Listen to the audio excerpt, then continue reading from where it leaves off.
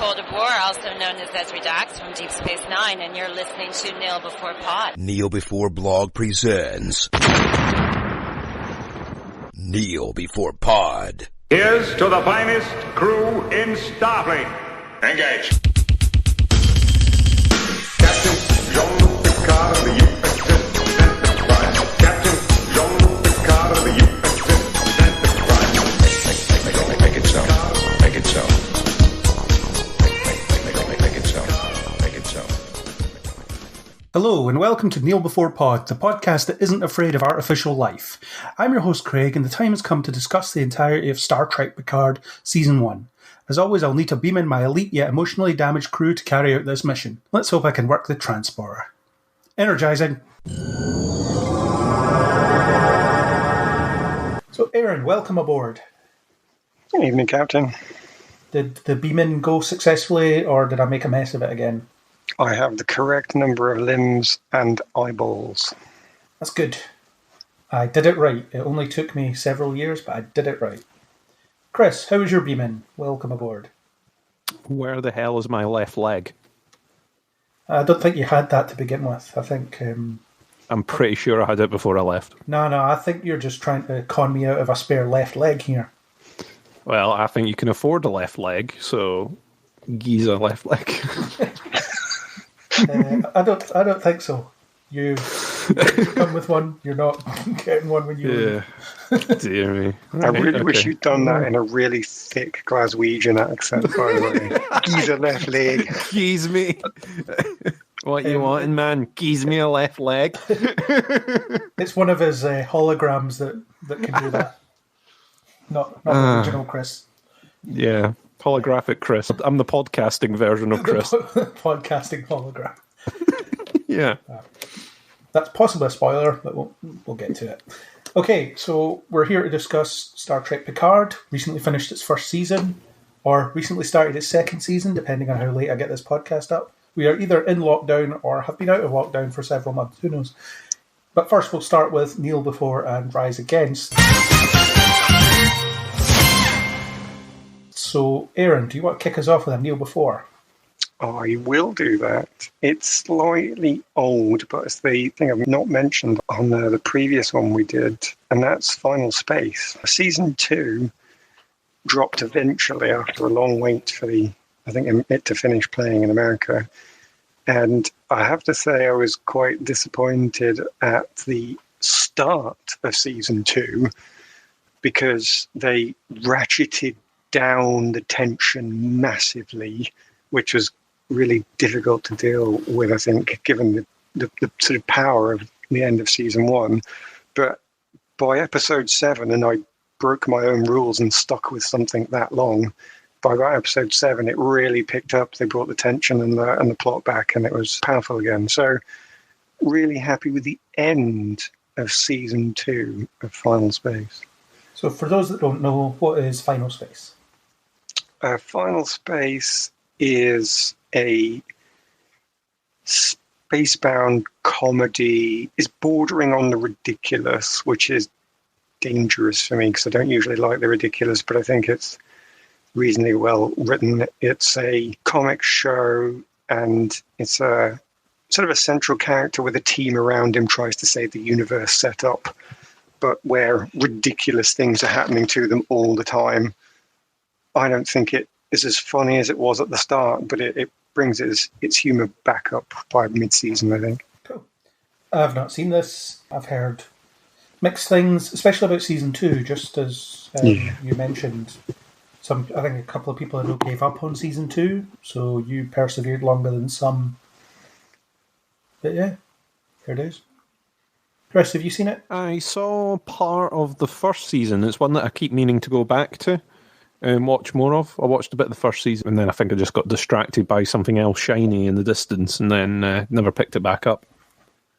But I've just written it down on my notepad here because I'm like, I need to remember to go back and watch it. Lockdown is a fantastic time where you can catch up on the TV that you keep putting on a list and going, yeah, I'll get round to that eventually, you know. Or you can just rewatch old stuff that you've already seen. I've been doing a bit of that as well. I mentioned on the Generations podcast that I would soon begin a rewatch of Star Trek The Next Generation. The update is I have since begun my rewatch of Star Trek The Next Generation. Possibly because of this show, possibly not. We will get into it. Chris, what's your kneel before? I will kneel before Westworld Season 3. I've been watching that recently and I've been enjoying it. Season 2 was a bit hit or miss for me. It had some elements that worked and some elements that didn't, but Season 3 seems to be taking it on an interesting tangent. The only thing that I would say is that I've been led down this path before by Westworld, where they tease me with something interesting and then there's lots of disappointing reveals, so we'll see how it goes, but at the moment I'm enjoying it. Season 3 is less Westworld and more just world, isn't it? World, yeah. It's an interesting way to put it. They always said that they would go and visit the real world.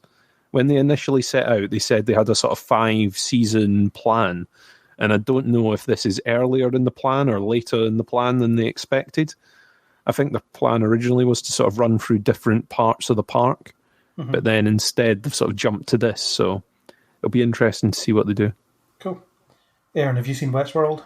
I've not seen it at all. I've not seen a single episode. I saw season 1 and did enjoy it, and I think I would have carried on, but I actually have no idea where it plays, what network it plays on, how I would get hold of it. Sky. So I think I've got Sky. Yeah, don't do Sky. That's probably why I've just not stumbled back across it. If I did stumble across it again, I would definitely carry on into season 2, but I'm too far behind to comment on season 3, I'm afraid. Yeah, it's Sky/HBO, depending on where you're watching /listening/ whatever. Right. Yeah, maybe it'll be cheap on DVD at some point and you can buy it. Or maybe not. What is DVD?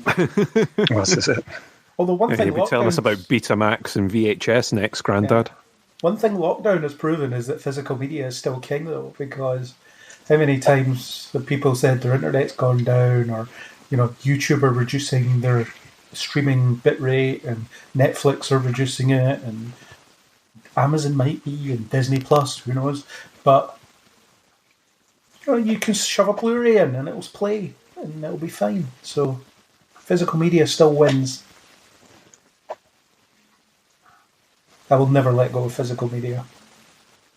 That's not my kneel before. It's, I suppose, a global kneel before. My kneel before is actually a video game, specifically the Final Fantasy VII Remake, which I somehow managed to get a week early in the post, which was nice. Again, physical media is king. If you buy it digitally, you can't play it until midnight tonight, time of recording. So, screw you, all people that ordered it digitally. Despite getting it a week early, I never managed to actually start playing it until last night, but really enjoying it. I'm a huge fan of the original on the PlayStation, and they've recaptured the sentiment and the feel of it perfectly, but updated it nicely. They've expanded bits. It's nostalgia done right, and it's a brilliant remake. I'm really enjoying it so far. I've played it for 7 hours in one day, so that gives you an indication of how much I'm enjoying it, I guess. That's a marathon session, 7 hours. I know, yeah, I just couldn't really put it down. It was nice. I can't imagine having that much time available at the moment, but that could just be because I've come through this online gaming convention thing, which was really weird but really successful. But I'm fortunate enough to say that I am still working full-time at the moment. So, yeah. Time. All these people telling me how they've picked up a new hobby and become a master of something. Slightly jealous of that. Yeah.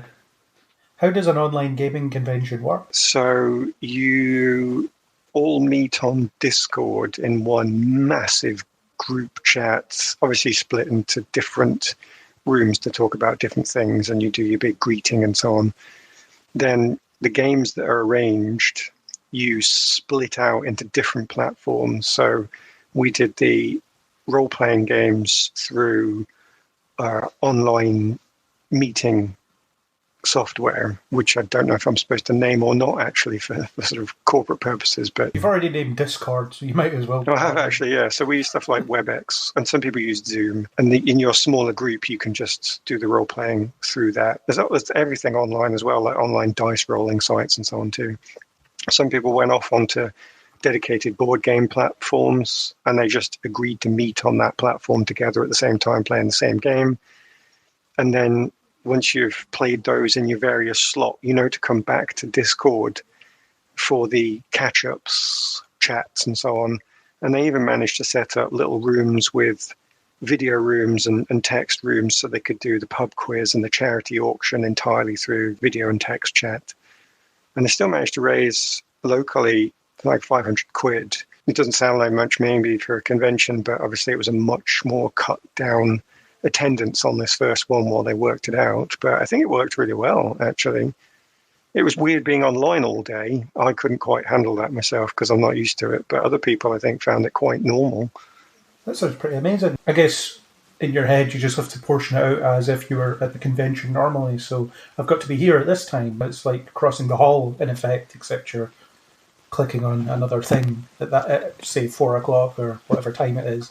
Yeah, absolutely. It was everything you'd think of, but all the rooms were digital. So whereas you would rush to the bar to get something, you had to rush to your kitchen to get something. So it kind of mimicked all of that, but I'm still not used to it myself. Imagine we were in lockdown even 20 years ago.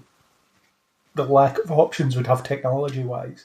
Oh, yeah, not possible. I think we'd be all in MSN Messenger every night being like, there's nothing going on. You'd only be able to do it when your mum wasn't calling your gran and your dial-up connection was gone, though. Nah, 20 years ago, you still have broadband, potentially. 2000? Did I have broadband? Yeah, you did. You did in 2000, that's true. I didn't. I didn't have broadband until like 2003 or something. But, in theory, you could be on MSN Messenger. You could use that 0.9 meg broadband to its full potential. Yeah. I mean, it is good that it's happening now. In all seriousness, I think the use of technology to keep people in touch, keep people talking, keep people doing stuff has been amazing. There's been so much innovating in terms of, like Aaron said, putting a convention online. Could you even fathom that even a couple of years ago? No, it wouldn't have been possible at all. Yeah. Not even close. The best you'd got is forums. You just couldn't do it at all, really. Yeah. There we go. That sounds cool. Brief diversion, but I thought it was worth hearing about, and that's cool. Well, that's my second Neil before. Your second Neil before. Yeah, I suppose I should shout out to Tiggs and Scaled Con if anybody wants to look it up because they want to see how to do it themselves. I'm sure that group would provide advice. Send me the link when we're done here, and I'll put it in the show notes. Cool, cheers. Okay, so Rise Against Time. Aaron, do you have one? With all my time in lockdown, full of joy, I'm afraid, rise against. I suppose I might have to rise against the not being very good at being online for a whole convention. It was a challenge, but I think it's one of those things that I would get used to. Maybe I'm just too old. I don't know, actually. Do you have to be under 30 to live online? I've no idea. No. I think there's a lot of people your age that live online. My age? Say what your age is. No, I started that. I called myself old, so that's fair game. I don't know. What's the average age of your average Warcraft or Minecraft player? I don't know. Well, Minecraft could be about 12 or 7, but I don't know. It could equally be like 50. Yes. We just don't know. Okay, so you're rising against adjusting to living life on the internet. Yeah. Gaming on the internet, yeah. Okay. Chris? Yeah, I suppose I'll go for everything being cancelled because of coronavirus. It's like, at the moment, we've got this nice little window where we're able to watch everything and see all the stuff that we want to see. However, I know that within probably the time that this podcast goes out, actually, there's going to be a sudden freeze to everything because all production and everything is stopped. So, there we go. I can rise against that, I suppose. Yeah, it's going to be interesting, especially with TV shows, because obviously with films you just bring them out later or bring them out on another platform. I can't imagine that Disney are going to release Black Widow on Disney Plus because they want to make $1 billion, and you're not going to make $1 billion on Disney Plus by releasing it there. It's just not going to happen. So I think there's certain stuff that they've done quite well. And, things like Artemis Fowl, for example, I think they're putting straight to Disney Plus and things like that. However, a lot of these shows and a lot of these things, Disney Plus is a great example where they've got all these things that are currently in production that are coming soon. The big selling features that they've promoted Disney Plus on. Yeah. And they're not going to arrive anymore. Not in the near future, yeah. No, not imminently. The Arrowverse shows that were off, I think they come back with the remaining episodes in a couple of weeks at time of recording. I have to caveat that every time I say a time frame. Neil Before Pod is always bad at timelines. We don't know whether we're in the past, the future, the present, We don't know. It's anywhere and everywhere and nowhere all at once. That's like a tagline for the podcast, isn't it? I like it. I'm going to remember that and steal it for myself. So I think we'll get a couple of episodes of them, but yeah, who knows? I mean, we're going to have no summer in terms of film releases. I think Disney have pushed everything back, like Marvel-wise anyway, they've pushed everything back one slot, so Black Widow comes out in October or November, whenever Eternals was supposed to come out and so on, which makes sense. And I imagine if this goes on even longer, they'll just continue pushing things back one slot until such times as they can actually start releasing stuff. But yeah, the delays are going to be interesting. It's going to be interesting to see how they get around these things and how it's going to affect production of new seasons as well, because the new seasons usually start going into production around about July or something like that. Yeah. So I mean, it's even the cancellations and stuff like that. Seasons that haven't had the chance to get going, or shows that were sort of on their last peg. yeah, And now they might just go, oh, do you know what, we'll cut our losses now and just finish it. It'll be the excuse or the final call for some of these programs, I think, in the same way it is for certain retail outlets and other such things, unfortunately, as it's sort of disrupting so many different bits. yeah. Well, I know with like Supergirl, they had like one or two scenes left to film on the finale, which is gutting, because they could have done the post-production remotely, because there've been a lot of these shows, they've been doing that, actually. They've been talking about how they've just set people up to work from home, and there's people doing sound mixes and stuff from their living rooms or from their bedrooms or whatever. So it's pretty cool that, again, the technology exists to be allowed to do that. But we'll see what actually comes out. We'll see how these things shape out over the coming weeks. But yeah, I agree with you. It's a bit sucky, but at the same time, it's probably the least of what we should be getting worried about. Oh, yes. It's very far down the pecking order, to be fair. Oh no, The Flash won't get to finish its current season. That's the worst thing that's happening right now. Actually, it might be a Neil before now, actually. You're turning me around here, Craig. No, it will have less episodes to put up with. And The Flash gets its one per episode kick in. Yeah, there we go. Yeah. For those of you with your Neil before bingo cards. Yeah.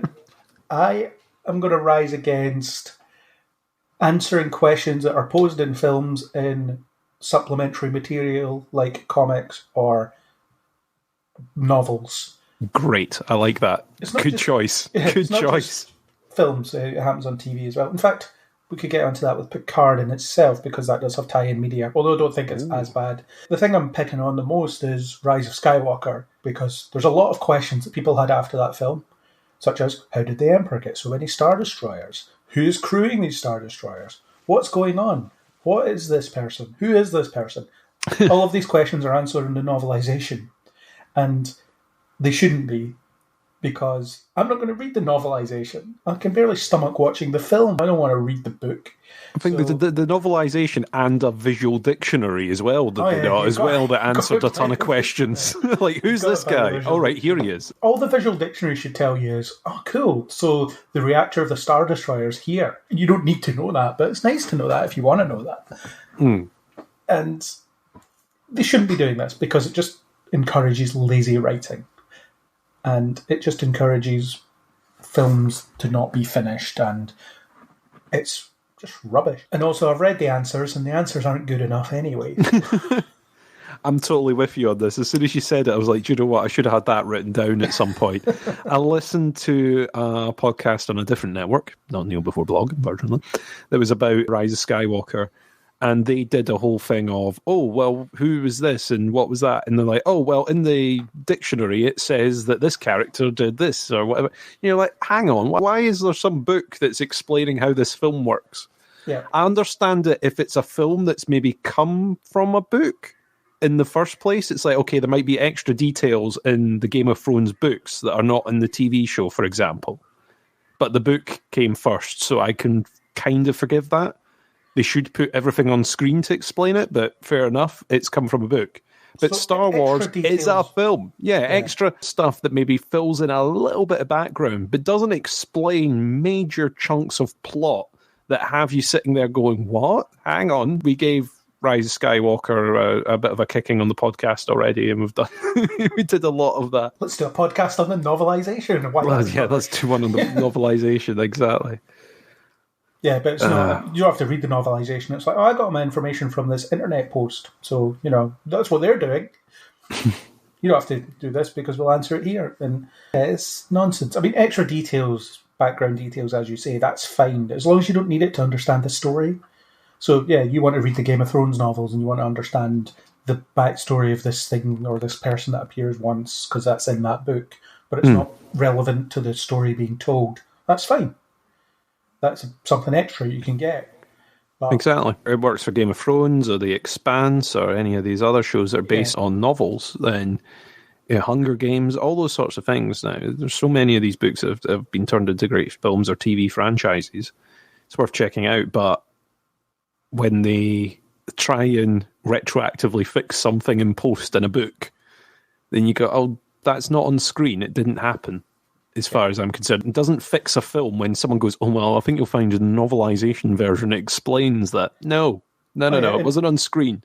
Wasn't on people screen, use it as a defense as well. When you're like, well, this makes no sense. Oh, it's in the book. It's like, great. And I'm going to read this. Why? Yeah. No, because it explains this. And it's like, no, you just ruined your own argument there. If you watch half an hour's worth of deleted scenes, you'll see that it's explained. And I'm like, well, they put it on the cutting room floor. It failed. I'm sorry. They put it on the cutting room floor, therefore they never explained it properly. It's not in that 2.5 hour cinema experience that I had, so it's not relevant as far as I'm concerned. Exactly. Aaron, do you have a view on this? Well, only to agree with you. Yeah. That's good. Okay. Yes, embrace your hate, Aaron. Embrace it. I've still not seen the film, so actually I can stay away from the hate for a bit. Yeah. Just read the novelisation. It's apparently so much more. Yeah, if you read the novelisation bit, that I think that's the solution. You've got to read the novelisation and then watch the film. Get the audiobook while you're supposed to be working and then listen to that instead. That's what you do. You mute the film, but you listen to the audiobook. That sounds horrible. So that's it. Let's move on to our main event. Star Trek Picard Season 1. The return of Jean-Luc Picard to TV screens after 18 years not on screens. It's a big deal. Although, is it a big deal? We'll discuss. Chris, what did you think of Season 1? This is the non-spoiler section, so... The non-spoiler bit. I had mixed feelings to this. I was really, really excited to see Picard back on screen again. And I knew it was going to be different. I didn't know how different. And I feel there were certain bits where I was anticipating and it just kind of fell through for me. And I think it's something about the way these new Trek shows are being made and the way the storytelling's worked. And I'll get into that later on. I think overall, I've probably got to come out and say that I enjoyed it.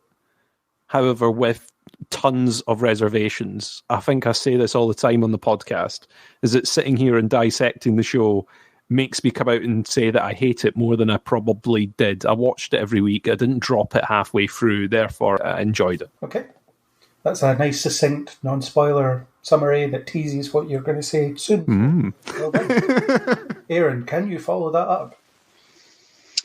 I can only follow that up by saying the same thing as I think I said throughout most of the, I don't even know how to refer to it, something else we've recorded but haven't actually released yet. So I'm going to sound in the future like I'm saying the same thing over and over, which is the past, which is that I really enjoyed the opening and didn't enjoy the finish, which I think it sounds like I'm more dissatisfied with the conclusions of writing than anything else, but I do think it stands up here in that it has loads of promise at the start, mystery as well, and lets you think you're heading towards something new, different, exciting, or even just familiar. But then the payoff at the end didn't really do anything for me. Cool. I'm along the same lines. I was really excited about it before it came out. And even the first couple of episodes, I was fully on board. I was really enjoying it. It was great seeing Patrick Stewart back in that role. It was great returning to that world, etc., etc., etc. But as the season dragged on and as we got towards the end and when they started answering questions, I just found that the answers weren't good enough. And I feel like it ruined the show because the build-up wasn't going anywhere. And at the end of the season, I'm sitting there thinking to myself, would this have been worth watching had Patrick Stewart not been in this as Jean-Luc Picard? And I just have to answer no. I just don't think it would have been good enough. I don't think it stacks up against other stuff that's on, other sci-fi stuff or other, just in general, TV shows. I just think it's a fairly poor effort overall, I think. And I'm really disappointed to be saying that. It's not where I wanted to be at the end of a season of Picard, but here we are. So, on that note, should we descend into the spoiler section? Go to spoiler alert. Ooh, spoiler alert sounds cool. Let's go for that one. Let's go for spoiler alert, yeah.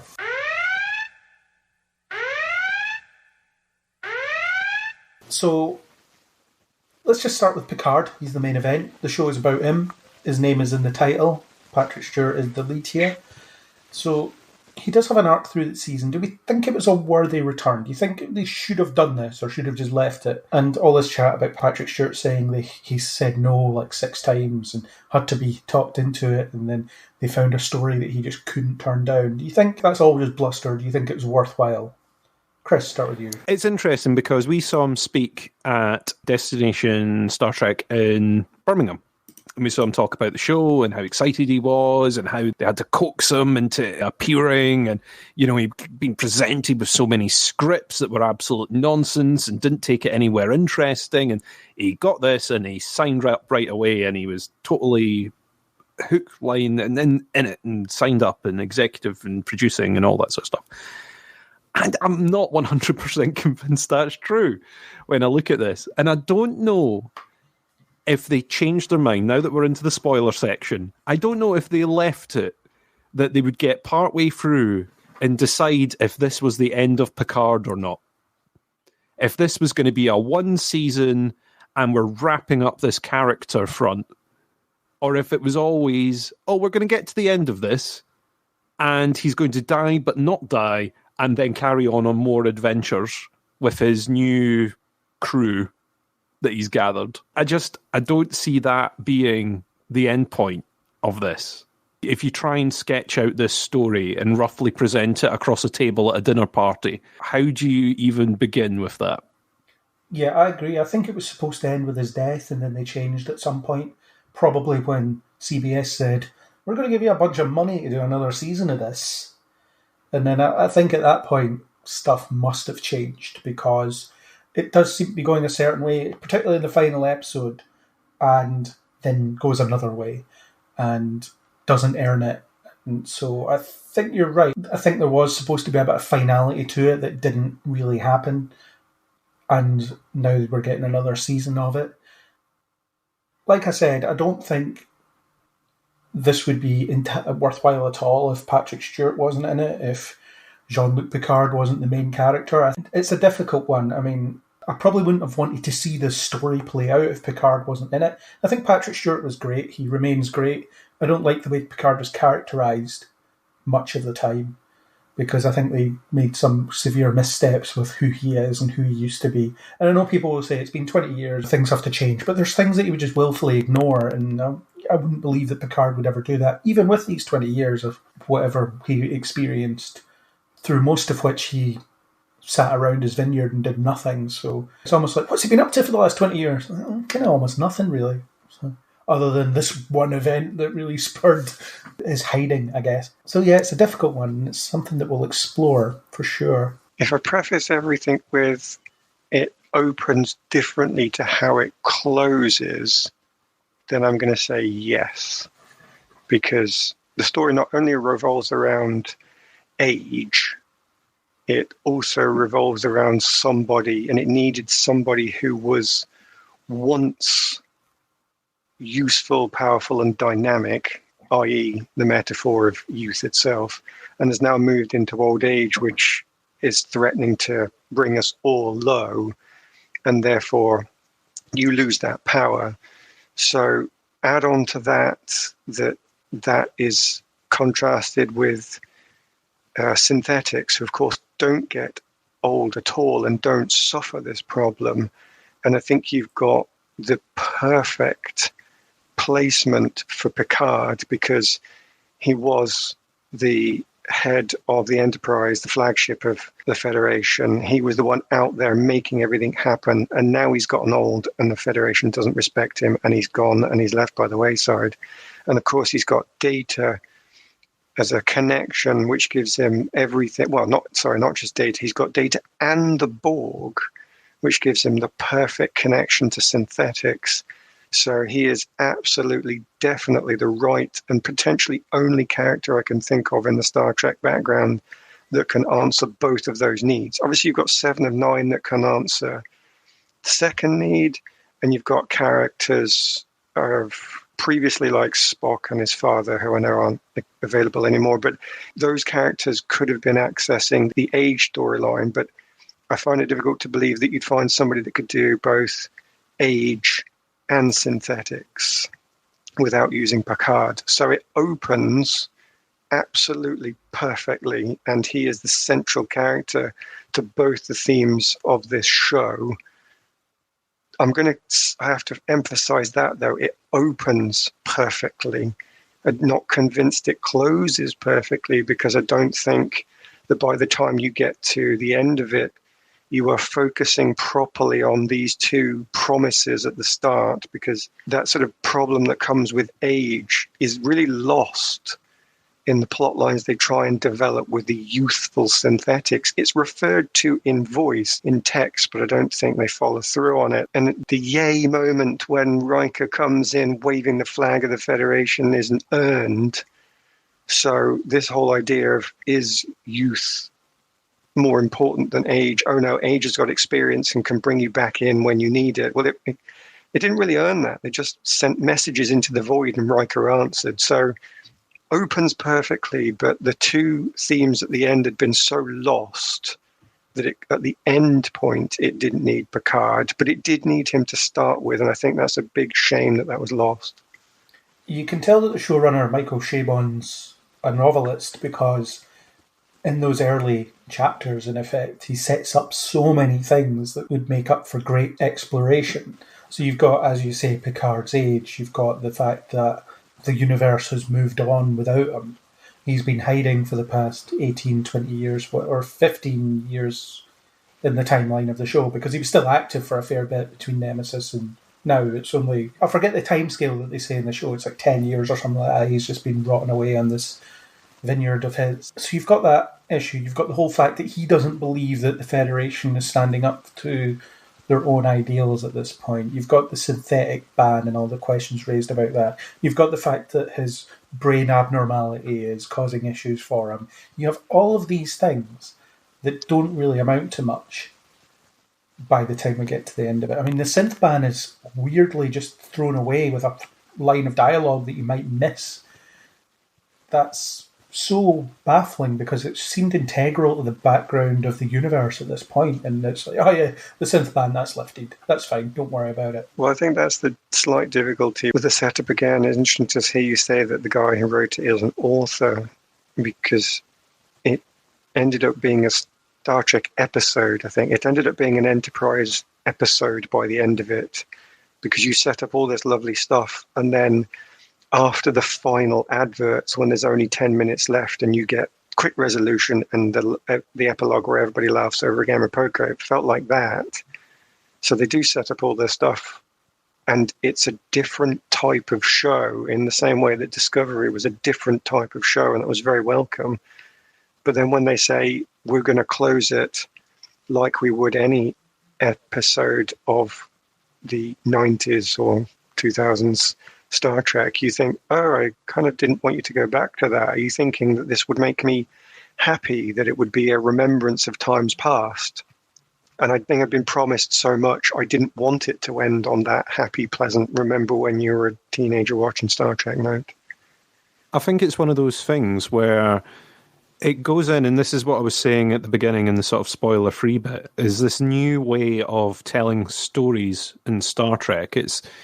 You don't do episodic shows anymore where you do little episode storylines and maybe there's a little bit of through line that builds into a bigger arc. Now it's more like something off of HBO or whatever, where you've got to have some underlying sinister plot that envelops the entire program on the way through. I mean, Discovery does do the odd episode where they'll go, oh, actually, we've forgotten about the main plot this week. We're off doing this little diversions come in that we're doing. But mainly it's about building up this big conspiracy, this big, villain building element to the whole thing. And that's not the traditional Trek. And like you say, Aaron, when they get to the final episode, they go, well, we don't know if we're going to get another one of these, so we've got to tie it up into ribbons now. So it turns out that the ban is gone because that was one person's decision. That was the head of security's decision. And now that it turns out that they were a terrible influence this entire time, we've rescinded that, and everyone is absolutely okay with it after years of being told that synths are evil and are out there to kill us all, and they destroyed colonies on Mars, they destroyed shipyards, they killed tons of lives. Everyone has now decided that it's totally okay because there's this planet of synths. It just doesn't fly because they go with this realism angle where they go, oh, well, this is Trek now. This is the way it is. It's not this idealized world where everyone's happy and everyone's got whatever they could possibly need and they're exploring because that's what they want to do. That's them benefiting the common good and going out and doing it. They've done this version where they've went, oh no, actually it turns out it's darker out there than you thought it was. This is a darker show, a darker world. It's not all happy like it was in the good old days. It now turns out that there's consequences to actions and everyone's had a realism bump. And they just can't follow through with it because in the end they go, oh, actually, it turns out that now that we've solved this problem, everything's back to the way it was. We've got Riker in charge of an entire fleet. Picard is going to go back to the Federation and it's all absolutely fine. Because they couldn't leave the synths a secret or do anything like that because now they've done, well, Picard's a synth, so they can't send him back to the Federation otherwise. So they had to finish that storyline. They had to tie it up. And I don't think it leaves it in a satisfactory way. I mean, some of this will depend what they decide to do in Season 2. Season 2 could be about the whole, how do people react to the synth ban being lifted? But I would actually like to see a longer discussion about, do we lift the synth ban? What difference did these events really make to it, other than we've discovered a planet of synths? And one of them decided they weren't going to wipe us all out. That was nice. But about 5 minutes before they decided not to wipe us out, she was all set to wipe us out. So, well, it's too late. They've already sent the signal. In my head, that signal was sent, received, that little portal opened, and they now know that there's synths in that place. They don't know why the signal was cancelled. So as far as they know, in that last episode, the signal was cancelled because someone killed all the synths on that planet. Yeah, and there could be something about their coming, but... Oh, yeah, I mean, the thing is, they've left it in a way that they can do this now, and they can go, oh, okay, well, now they're back and they're doing whatever. Although, do we really need more apocalyptic scenarios playing out? I mean, I'm so sick of them. Like, when the reveal came where it's like, so there's this admonition that we can experience, and it shows us synths destroying all organic life in the galaxy. It's like, oh, God. So Picard has to save the universe now. Brilliant. How many of these have we had? I mean, that was the plot of Season 2 of Discovery, for crying out loud. Well, in that That's case, true. It's an artificial intelligence, but it's the same thing, really. It's as in something that we created wants to kill us, and that's the plot. But I thought the first episode was a stunning piece of work in terms of how it set things up and how it moved things along. And I always come back to that interview scene because I think it's so rich. In that scene, you get so much information. You get this information about, well, the interviewer brings in a bit of bias because there's that great line where she says about Romulan lives, and Picard corrects her with no, lives. And that's the distinction. So that gives you an idea of how isolationist the Federation have started to become, even though they are still made up of like hundreds of species. But, we don't like Romulans. They're weird. It's a conceit you can sort of deal with when you're thinking about it, because, yeah, we don't trust the Romulans. Why were we going out of our way to save the Romulans?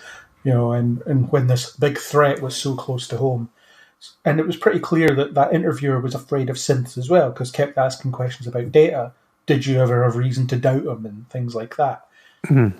So that gives you an idea that maybe people out there don't trust synths. So you suddenly lift the ban. It's like, what the hell are you lifting the ban for?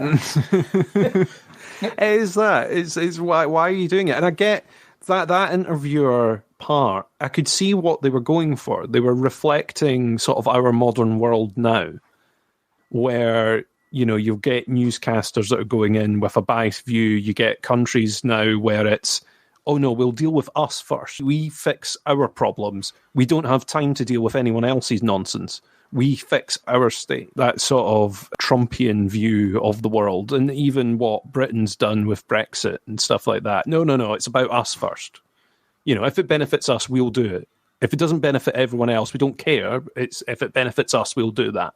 And I get that's what they were trying to push out with the beginning of that. And I think that's where I agree with what Aaron said and what you're saying about the setup, this building, quite an interesting thing to start with.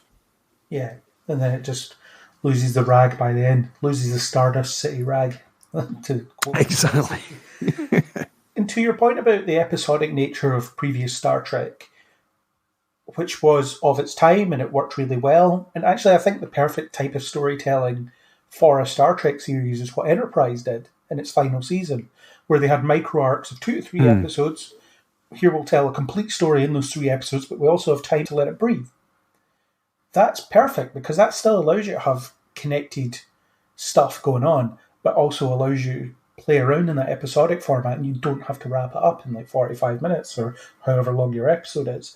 But I think this season tried to have its cake and eat it too, because it kept diverting to things. For example, the 4th episode, Absolute Candor, it's Picard is finally out in space, and now he's just gone off on a random tangent for some reason, so we can get another member of the cast that we haven't met before. And then it feels weird, although I was happy to accept it because it gives you a bit of extra information on the background.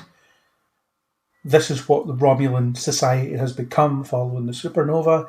Here's this group of Romulans that believe in being truthful against the fact that they are known for their secrecy. This was all great stuff, and I accepted it for that reason. But at the same time, it was time away from the arc. Apart from the fact that in that episode you had Soji and Narek sliding down hallways in the Borg cube, which is just, it's just weird. And the fact that we spent so much time on the Borg cube with the same scene essentially playing out over and over again. How many times did Narek and Narissa have that same conversation? So, well, if you don't get results soon, I'm going to have to step in. Give me more time. Fine, I'll give you a little bit more time. The next week, you're going to have to speed this up. It's like, yes, but I need a little more time. Fine, more time. And this dragged on for ages. And it's all time in your arc, but it's wasted time because you're not using it well, because you're just repeating the same information over and over again. I kept feeling that they introduced the Borg cube too early. That it was like they did it 2 episodes too quickly. I was absolutely fine with them doing the initial thing in episode 1 where they go, oh, there's another. And they go, oh, there she is. She's on a cube out there. But I didn't need to then see every episode, oh, what's going on back on the cube? Let's find out. Oh, they're falling in love. Oh, right, great.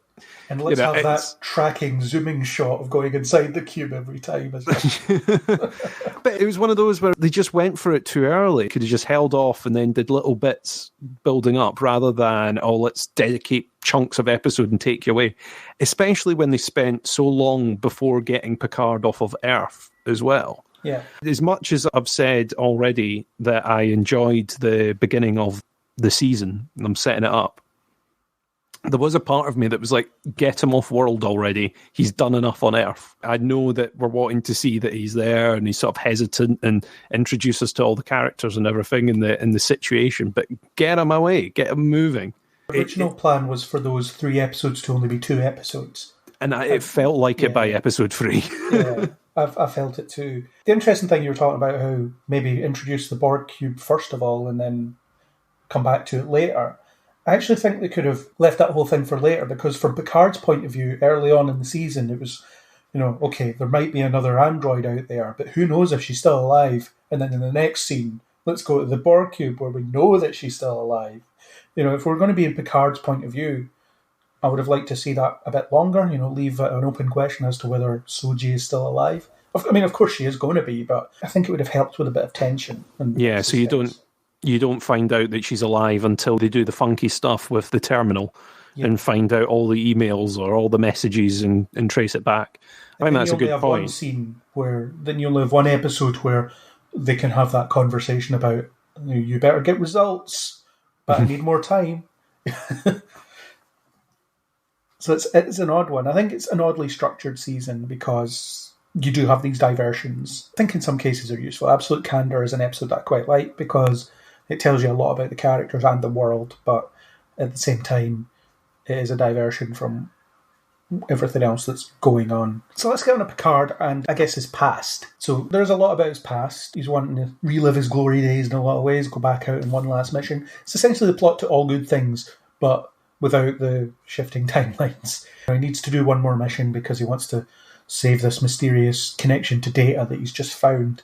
And it's all fine in that respect. I kind of like to see an arc where Picard goes back out into the universe and then finds out, actually, I'm right to be stepping away. It's not for me anymore. Because a lot of these times you do have these coming out of retirement plots where they decide, I should have never retired. But I would quite like one that sort of ends with, yep, happy with the fact that I should be retired. I was in over my head here.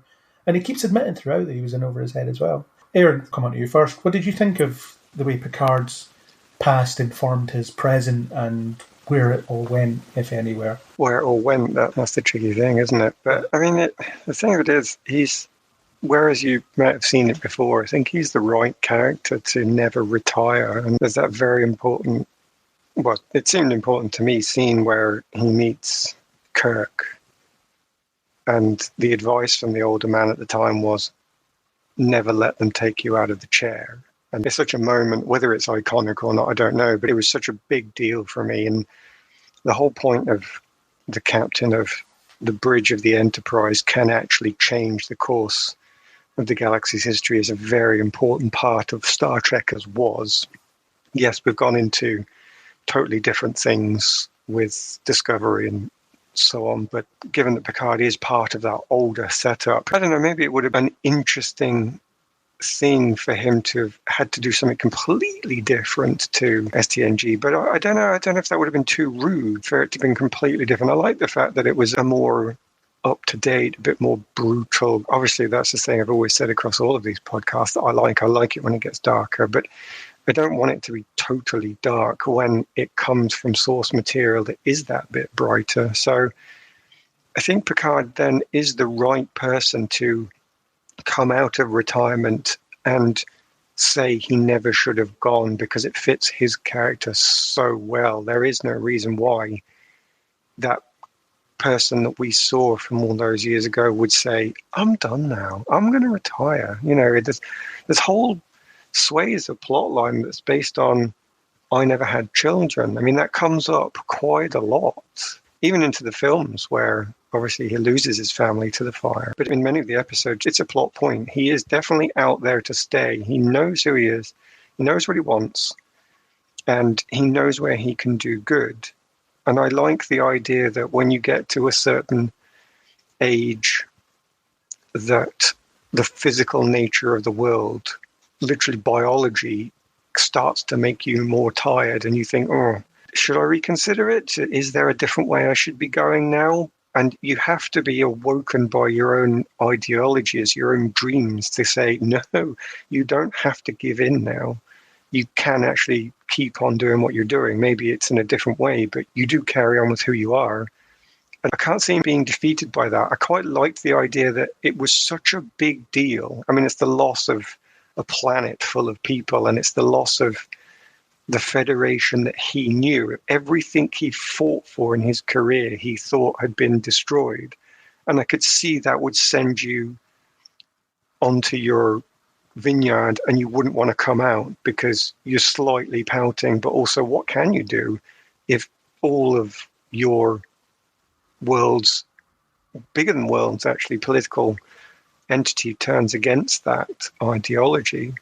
But then you have to realize that, well, if you believed in it that much, you've got to be part of bringing it back, which is, again, one of the plot lines that is teased at the start. But then when you come to your ending, even though you get that resolution, it's another thing, as Chris was saying, doesn't feel like it's earned. So right character, right plot line, even though you might have seen it before, it was something that fitted him so well, I wouldn't necessarily have wanted it to go a different way.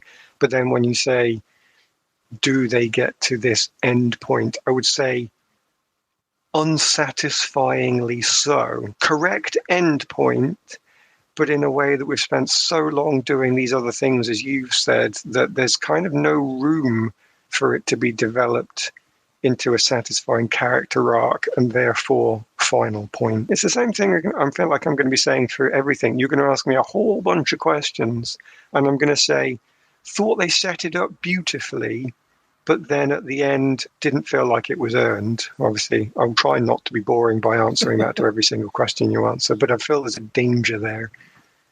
Yeah, so a couple of things there. You talk about Kirk's advice to Picard about don't let them promote you, don't let them transfer you, both of which he allows to happen in the time since Nemesis. He lets them promote him to Admiral and he goes away from the Enterprise to do the Romulan relief effort situation.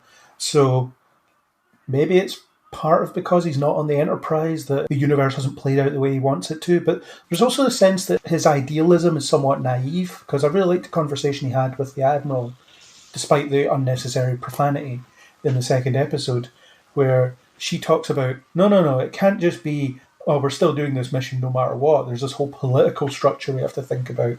10 member worlds wanted to leave the Federation over this. We couldn't resume this mission without losing them, and we weren't prepared to lose them. So there's that. You always got the sense that there was these machinations going on in the background, as in people had to attend long conferences to discuss what the Enterprise got up to last week because they created a political situation, but you would never see them. And they would never really get referenced other than now and again. But in that episode, it was, no, here's the reality of the situation we're facing here, and whether you think it was morally right or not, it was a difficult political decision that was made that benefited the Federation. So coming back to that insular, this is all about us, it's not about anybody else, we'll fix ourselves and then we'll worry about other people type situation. It's all interesting. And I think that's an important part of this plot that's set up, though. It's part of this promise that I talk about, because I'm quite happy to believe that Picard was part of an older version of the Federation. When anything is growing and expanding, everything is new and shiny and everything gets swept along. I think you can see it in the rise of empires, where empires seem to have loads of success when they're really building. Your armies are sweeping everything to the side. And you can see it in corporations. When a corporation is growing and powerful, it just seems to be eating up its competitors and having endless swathes of sales that aren't blocked by anything. And I can kind of believe that the Federation followed that same set of rules. Whilst it was still growing and meeting new planets and meeting new polities, they were all being absorbed into it quite happily because there was lots of good stuff to go around, and Picard could be part of that. Oh, welcome you come in. Oh, it's brilliant. Come here. Let's have a party. And it would really work out as that expansionistic phase. And then all of these entities suffer when they reach that critical point. And even though I know what you're saying is has to be true, these meetings were going on in the background, you could believe that they were sort of being easily developed, easily dealt with, problems easily overcome. And now we reach this point where the Federation is no longer growing, expanding and absorbing easily. If the Federation is going over a bit because it's having trouble now and they're having to do more politics, I can believe that they've changed, but Picard hasn't. So he's still thinking we're on this upswing where you can do what you want, you can bring everybody in and we can make it all right in the end. Whereas the administrators know for certain that, no, sorry, the good times are gone. And it actually matches with his age plot. He's still wanting it to be as it was when he was younger, but he's been left behind as things have changed without him. So it's another thing that works perfectly with this setup of Picard and his age really getting in the way of what he wants to do.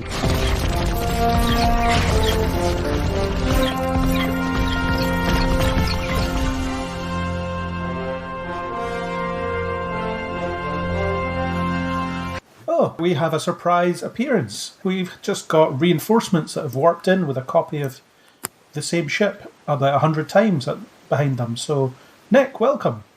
Good evening. Welcome to the Picard discussion. Late, but you're here. Better late than never. Indeed. Frequently late, actually, but we'll not go there. So, yeah, welcome back. Haven't had you on in a while. How are you doing? Glad to be back. Yeah, I'm good. Busy and things are kind of crazy at the moment, but that's the world at the moment, isn't it? It is indeed. We gave you a shout out a couple of podcasts back for your fundraiser for Intrepid. So how did that go? You did, and thank you very much for that. Well, actually, it went very well. We passed our target, so we got funded. Yay. We've actually rolled over, so our campaign's on in demand now. So people can still donate if they want to. Don't feel you have to. We did make our target, but we've left it on in demand for now. Cool. When do you expect the release will be? Well, we've filmed the interior scenes already, so the next plan is to do all the exterior shooting. But obviously, with the whole COVID-19 thing at the moment, we plan to shoot over the summer. That may or may not happen, so we may have to push things by a few months. I don't know at the moment. The plan was to have it finished for next year. That might get pushed again a few months, but just have to wait and see. Well done on reaching your target, and hopefully Thank you very much. And thank you for your support. Oh, well, thanks for having my name in the credits when it appears. And it will be, believe me. Everybody who donated gets in the credits. There we go. Unlike some campaigns. Let's not go into that. I'm just being funny. Yeah. Don't worry. So the point we were discussing before you warped in at random, we were just talking about Picard and the setup of the character, where he is in the world, where the world is, and how he fits into that. So what's your sort of view on Picard coming back? Do you think it was worthy? Do you think the world around him was set up well? Do you think what they do with it is any good? That's interesting. And I think as well, you ask any fan that question, you'll get a million different answers. I'm a big Next Gen fan. I mean, Next Gen is my series. Even though I grew up with the original series, Next Gen is my show. And people can argue Picard versus Kirk, but Picard is my captain. I was super excited that Picard was coming back. Super excited. And there was a lot of space there for that to be disappointing. But I have to say, overall, for me, the show's hit most of the right marks. Some episodes have been stronger than others. But yeah, absolutely. I think it was completely worthy. I think I love the story that they were telling. It's different than what we would expect from watching Next Gen, but I think it's a completely valid continuation of that universe and certainly of the journey Picard was on. And I think they've taken Picard in a new but familiar direction. So it's nice to see him not be quite so perfect. I like the whole Picard allowing perfect to become the enemy of the good. I think was a very, very apt story direction to take things, especially with the way the world is these days. And we often do allow perfect to become the enemy of the good, don't we? And I think seeing this older Picard, this slightly, maybe not bitter, but slightly unhappy Picard who walked away from everything when he probably shouldn't have, finding his not physical youth, but finding his emotional youth and his vigor again. And I find it very interesting to watch Patrick Stewart's performance from the first episode through to the last one. And I mean, you see him start and he's much more kind of stooped and older. And as it goes on, you see him getting his vigor back and becoming more the Picard we know. I mean, he had some amazing moments, even things like when he first meets Rios and Rios says, "They told me you're a speech maker." I know people's feelings are very much split on that, and some people love it and some people hate it and some people are very much on the fence. But I do think the people that wrote this and produced this show watched Next Gen and admired what they did, and they played to a lot of the strengths from it. I was blown away by it. I loved it. Loved it. Cool. So on your point about Picard and the mistakes he's made and the fact that he admits to some of them, I was on board with that. And a common thread that we keep coming back to is the fact that the start of the show is much better than the way it ends because of the things that may or may not pay off. So yeah, he did hide away for 10 years. Raffi calls him out on it when he looks her up again and says, you could have called. You could have called to say hello. And I guess at that point he's like, yeah, I probably should have, which is interesting. But then when you have it later on where he's still acting like that, so there's the episode, I forget which episode it is, but Raffi speaks to one of her former friends or whatever at Starfleet to get the diplomatic credentials to get on the Borg cube. And she's very clearly at that point, she's struggling, she's drunk, she's not in a good way at all. And Picard's just like, all right, thanks for getting me the credentials, and then lets her slink off, and it's Rios that has to help her. So the fact that he'd never seemed to learn from these things and never seemed to make up for behaving that way just didn't sit right with me. I feel in a lot of ways that is true to who Picard is. And one of the things they do touch on is the fact that he does tend to be emotionally distant from often the people closer to him. But you saw the difference in his behavior with Riker and Troy, and he was different with Raffi. I agree with you in that is uncomfortable, but I think as human beings, it's difficult to change. And I think he becomes aware of this as a problem and he acknowledges it, and to an extent he changes. But that's still a part of who he is. And I don't think you can take that almost inability to sometimes empathize with individuals who are close to him. Maybe empathize with them, but that inability to connect in that way with people who are close to him, especially people who are his subordinates, is not unusual for Picard. And I don't think it's something he'll ever get away from. I think it's not an unusual trait. And I think sometimes people find it very difficult to even open up and say, oh, you're suffering. And you may think, oh, I should do something here. How do I help this person? But you don't have the emotional tools to do it. You know, that sort of, oh, you're in pain. They're there. That's likely, I don't know how to deal with this, so I'm going to pat you on the back kind of thing. I think that's very Picard. So I agree with you, but I think that is just who he is. It's interesting that you say that because, I mean, Troy had the line, I'm sure, on the planet where she said, you can't just run off to the ready room here. You've got to speak to us and tell us what's going on. So I think it's a good point. He's used to keeping everything in a box and not sort of releasing it beyond his realm because it's captain's privilege, captain's being told only kind of thing. And he can't do that anymore. That was one of the things I liked in the episode with Riker and Troy, because they weren't his subordinates anymore and they basically told him what they thought. And he took it from them. That lovely scene where he and Troy first see each other again. And you just know from her reaction, she doesn't say it, but she knows he's dying. You can tell it in the performance there. She knows it's like, you're not okay, you are dying. She senses that. Yeah, and I think the show was at its strongest when it leaned into the TNG roots. I wasn't hugely interested in a lot of the new stuff, but whenever I got reintroduced to something somewhat familiar, so let's catch up with the Rikers and see what they're up to, I thought that was great stuff. Any of the scenes that had data in them were great. I agree. A lot of those scenes were by far some of the strongest the show had. I mean, the data scenes were really well done. I know some people criticized the Riker Troy episode for being a bit slow. I loved it. I was gripped. The interaction between these characters, and it was spot on. Whenever they cut away to the Borg cube, I was like, ugh. I did have to laugh, though, when Riker threw shields up around the house. I didn't know if he was going to come back at some point in the finale, and as soon as they said that they were sort of hoping for a fleet or whatever, I was like, okay, Riker's going to be back now. But at that point, I was like, was it just so they could throw in a shields up line or whatever, you know? I think they did not a very good job of hiding the fact that that was going to happen when he basically said, oh, I'm on active reserve. Would you ever come back? Oh, it would have to take something big for me to come back. Oh, yeah. Like a season finale, perhaps. And then they put his name in the credits. Yeah, I mean, they pretty much telegraphed that one there. But, I mean, I didn't bother. I mean, that was fine. It was like, oh, yeah, Riker's coming back. Yes, Riker's coming back. That'll be good.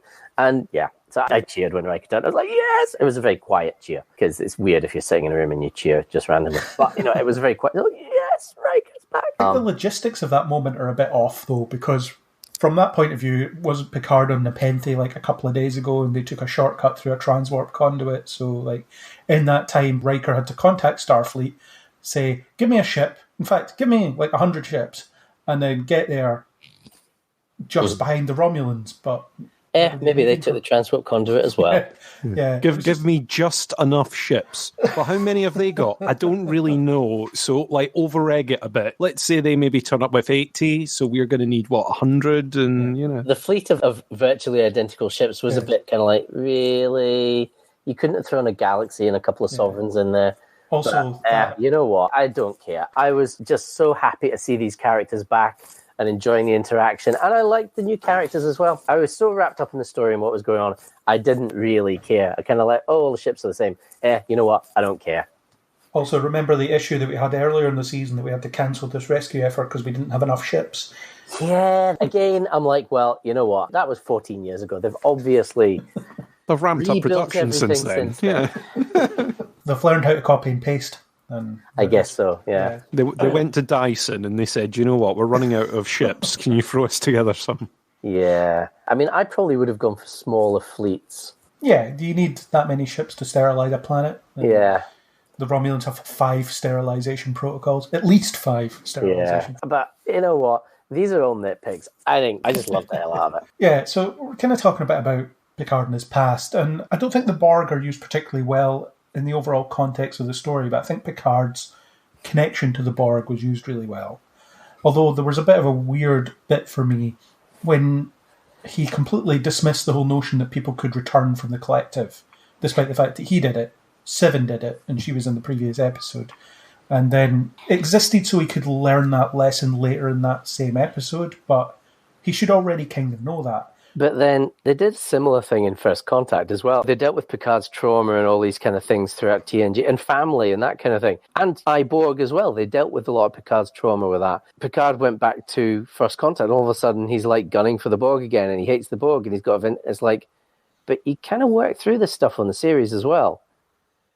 Yeah. So, I mean, I guess we often think we work through our trauma and we don't. It comes back to haunt us later. So, again, I do agree, but I kind of see where they were going with that. I think it'd be different if 7 of 9 wasn't standing next to him, just a few hours ago, kind of thing, as living proof of the thing that he's. Well, I guess from the point of view that we don't see an awful lot of Borg coming back. Yeah. And then finally being confronted, well, actually, yes, we do. But I guess it's one of those things, same as your bigotries are stupid, Jean-Luc, grow the fuck up sort of thing. And I guess sometimes confronting people with these things is what knocks them out of their blinkered worldview. Yeah, and I wish they'd done more with the Borg in general over this series, because I feel like you could have almost done without them in terms of what they were trying to get across. I think you're right. And to an extent, it almost feels as if the Borg were there just to introduce Seven into the story. Yeah. But then you could have done that without having the Borg involved as well. But Seven could have been anyone as well. She doesn't have anything specific enough, I don't think. But it could have been, but there's no reason why it couldn't be Seven. Yeah. Although actually, one of the things that does occur to me that I think the reason the Borg were there is I almost feel like that was Alex Kurtzman trying to tie up loose ends from the 2009 movie. And to be fair, it kind of does. To me, it was one of those ones where you see it and you go, my sort of skeptic view would be, if you include the Borg, then you get to include the Borg in your trailer or a little tease or a little shot, and it will get people excited. There's probably an element of that as well. It's not necessarily 100% the story demanded that it must be the Borg. Oh, I agree. Because even the sort of reasoning is, we needed to find out about this transwarp conduit. Seemed to be about it. I can't remember what the actual line was about why she was there in the first place. It's like find out a little bit about other AI, other sort of android kit, essentially. A little bit of discovery session going on. But that seemed about it. It just didn't need to be the Borg. And Craig, you're right, it didn't need to be 7 of 9. But I don't know if it's one of those ones where, again, it's, what'll tease people? Well, if we get Patrick Stewart in it, we've got to get some of the TNG cast back in, obviously. Let's throw in someone like Jerry Ryan that will get people excited about it. It didn't need to be that. That could have been another character. Or they've introduced enough of new bridge crew, for want of a better term to use. So you didn't need someone else. You already had someone that was supposed to be a sort of fighting combat expert. You already had Hugh giving you the Borg connection to activate the Queen cell and escape and all that sort of stuff. That was already there. So you didn't necessarily need 7 of 9 in it. Well, you didn't need any of those things, but it's just that those were the elements they chose to include. I do think that the inclusion of the Borg was purely so Alex Kurtzman could tie up some of his loose ends from the 2009 movie. But then I do wonder, was 7 included in that originally, or did they decide, actually, we could throw 7 and 9 into this, she was really popular. So I think you're right. I think there were some of these decisions were probably made for marketing and for fan service. And I think some of these things grew out of the story naturally, and some of them were partly that and partly fan service. I also don't know if some of it is sort of floating stuff out there. There's been all this talk since Picard finished about, we'll maybe do a 7 of 9 show now. And I'm like, well, were they just dangling lots of stuff in front of people and going, okay, whatever character people sort of engage with, then that's our next spin-off out of this? Could be. You know what? I would totally be down for 7 and 9 Fenris Rangers show. But actually, they do kind of imply that Seven's joined the crew. I was about to say Rocinante. That's not right. The La Close Serena. Technically, Long it's just show. technically it's just La Serena. La means the, so Mermaid, isn't it? Yeah. I think. yeah. Yeah. La Serena. But yeah, not the Rocinante. Although, similar. Very similar. Can I jump in on the 7 of 9 thing?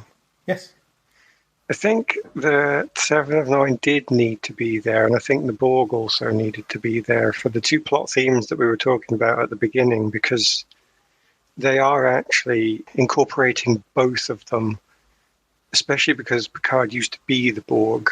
I will say that I don't think the Borg were used well enough to bring out those two plot points. This is I said I wouldn't say it over and over again, but I did promise I'd come back to it. But that whole promise that's set up is tackled by Picard being offered this immortality in the Borg and then rejecting it. And it is a potential way forwards. It's also mirrored in the use of the synths, because it's something that was given to a group of people, and Picard doesn't have it at the start, this ability that you will lose all of these problems. You can actually have youth and relevance if you were one of these new, brand spanking new life forms. So you've got the Borg where it was done badly and he rejects it, and now his endpoint is where he becomes a synth. And it is the perfect culmination of these two themes coming at the end. Again, I will say I don't think it was earned. I don't think they developed themes to it. I think at the end they just say, oh yeah, we've got these two themes. Quick, turn Picard into a synth, and it works.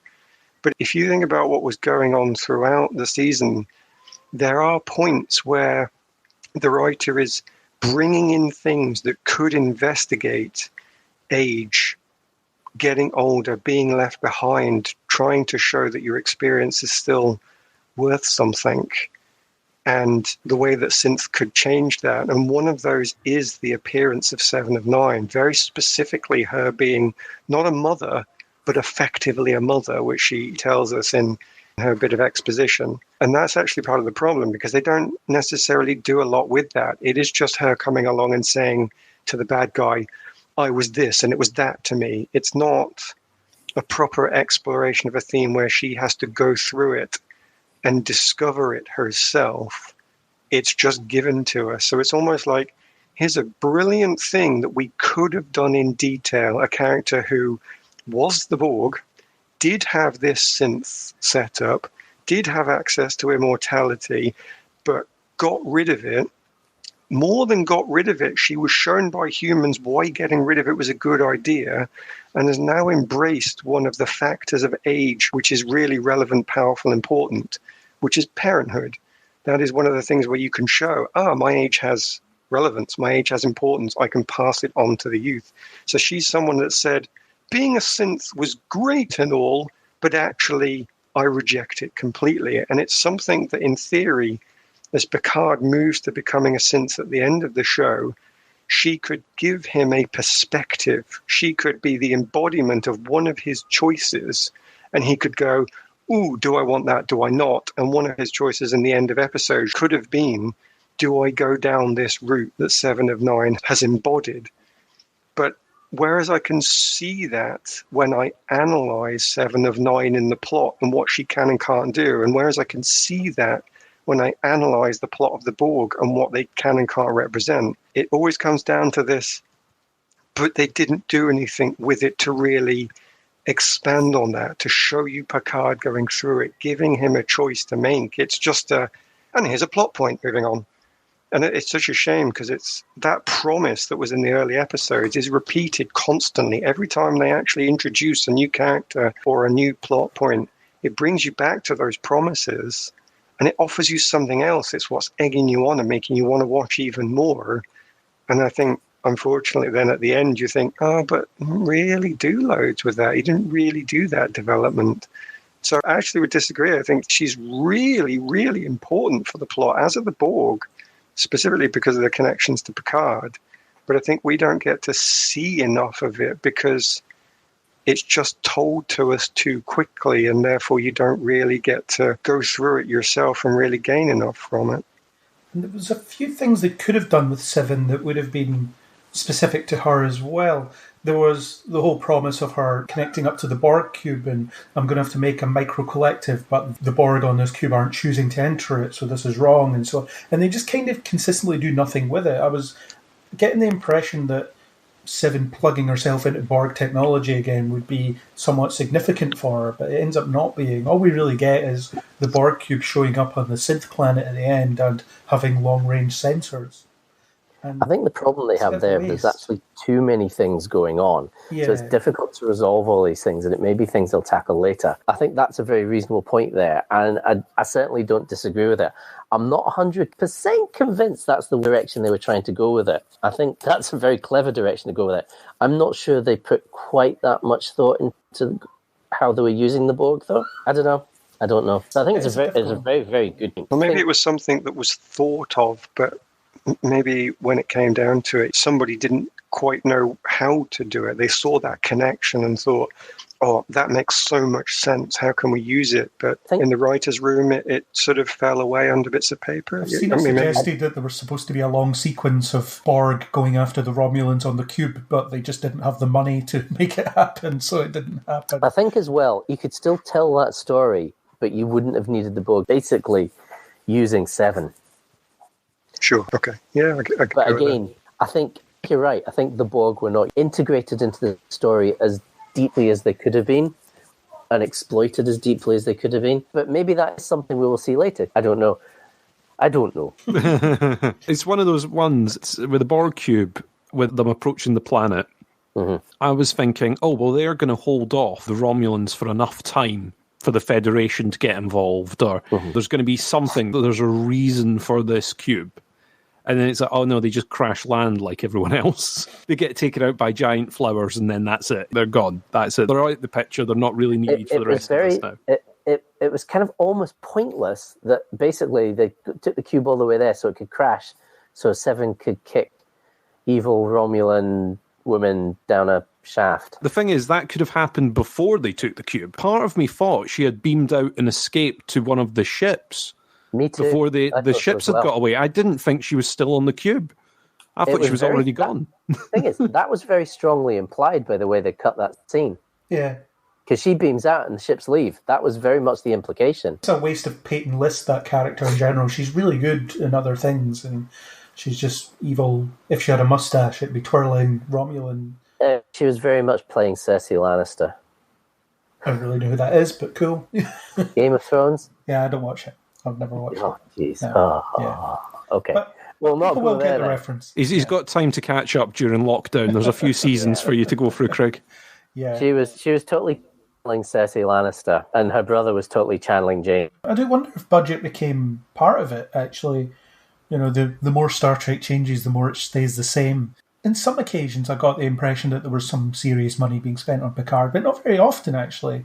Most of the episodes they hang around on sets, and there's not that many effects shots and things like that, which is fine. TNG was famous for it, for example. Let's make use of the elements we have to craft a really good story. I like that. You don't need the bells and whistles and things, but if they did run out of money and they had a better finale planned that would have been more budget-heavy, then didn't get to do it for whatever reason, that's one issue, but I don't think they compensated it very, very well. But yeah, Chris, to your point about let's have a Borg cube in orbit as a deterrent for these Romulan ships. That would have been amazing. This massive cube, all these Romulan ships, and yeah, this cube can destroy them, so let's not fire yet. You know, we have to assess the situation, etc.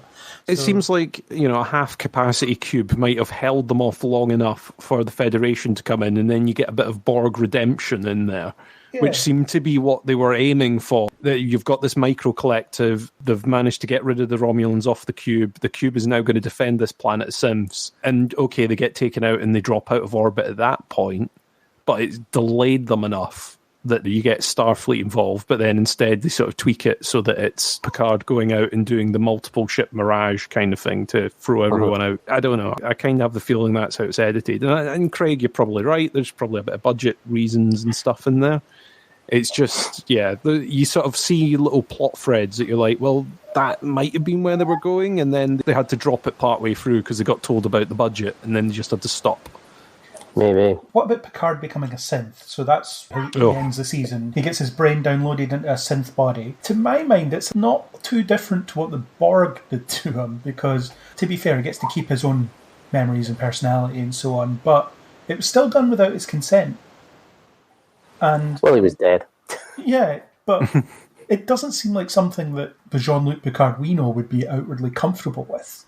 He wakes up in his new body and then it's like, I'm not immortal, am I? That was his only concern.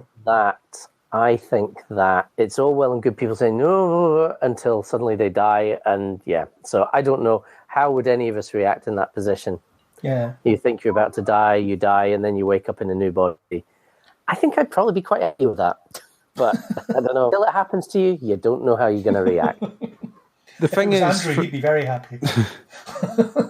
I'd be very happy. The thing is, for me, it's like it seems that the whole season is building up to he's accepting his age, he's accepting his place, he's accepting that he's got to give up his life to delay this armada, to solve it. That's what he's got to do. He's got to show them that he's willing to sacrifice. Not all humans are bad. Not all humans want to see him suffer. All that sort of stuff. And then that's unwritten by we've just brought him back after his sacrifice. It's like it's building up to him accepting, I know I've got this brain condition and I'm going to go, but I've accepted that's going to happen. Mourn me later once I'm dead, kind of thing. And then they go, actually, what we've done is we've built you an entirely new body and you're going to live for years. Off you go. It makes all those grief scenes a bit pointless. It makes you think, okay, so where's the scene in between the scenes where you see them rocking back and forth in tears and drinking and drowning their sorrows? A bit short in places. Yeah, it's like, where's the debate? And I wonder if maybe there was more to that. I don't know. It did seem a bit odd and a bit kind of like, he's dead, everybody's grieving, and now, we're back. Yeah. and there was nothing in between, because it feels like there needed to be a couple of scenes in between where everybody goes, we've revived you. You're back. It jumped from everybody's mourning him to, he's back, and nobody even reacted. So I feel like there's a missing scene or two there. I love the moment where he was brought back, and it's like, I'm not immortal, am I? And Soom's like, relax, man. Everyone was paying attention. It was just a really funny moment. It was a fun scene. Yeah, do have superpowers now? Yeah, there is a missing scene and a missing debate there, I agree. Yeah. I haven't quite worked out what the two themes, when they come together, naturally end up at, and what choice it gives the character that he must make, especially because, as you say, he doesn't even get a choice. But it could be that there wasn't a choice designed for him to make, and the two themes didn't have some sort of great challenge to overcome and reach, and actually they've just come together literally in that he becomes a synth and he is relevant again.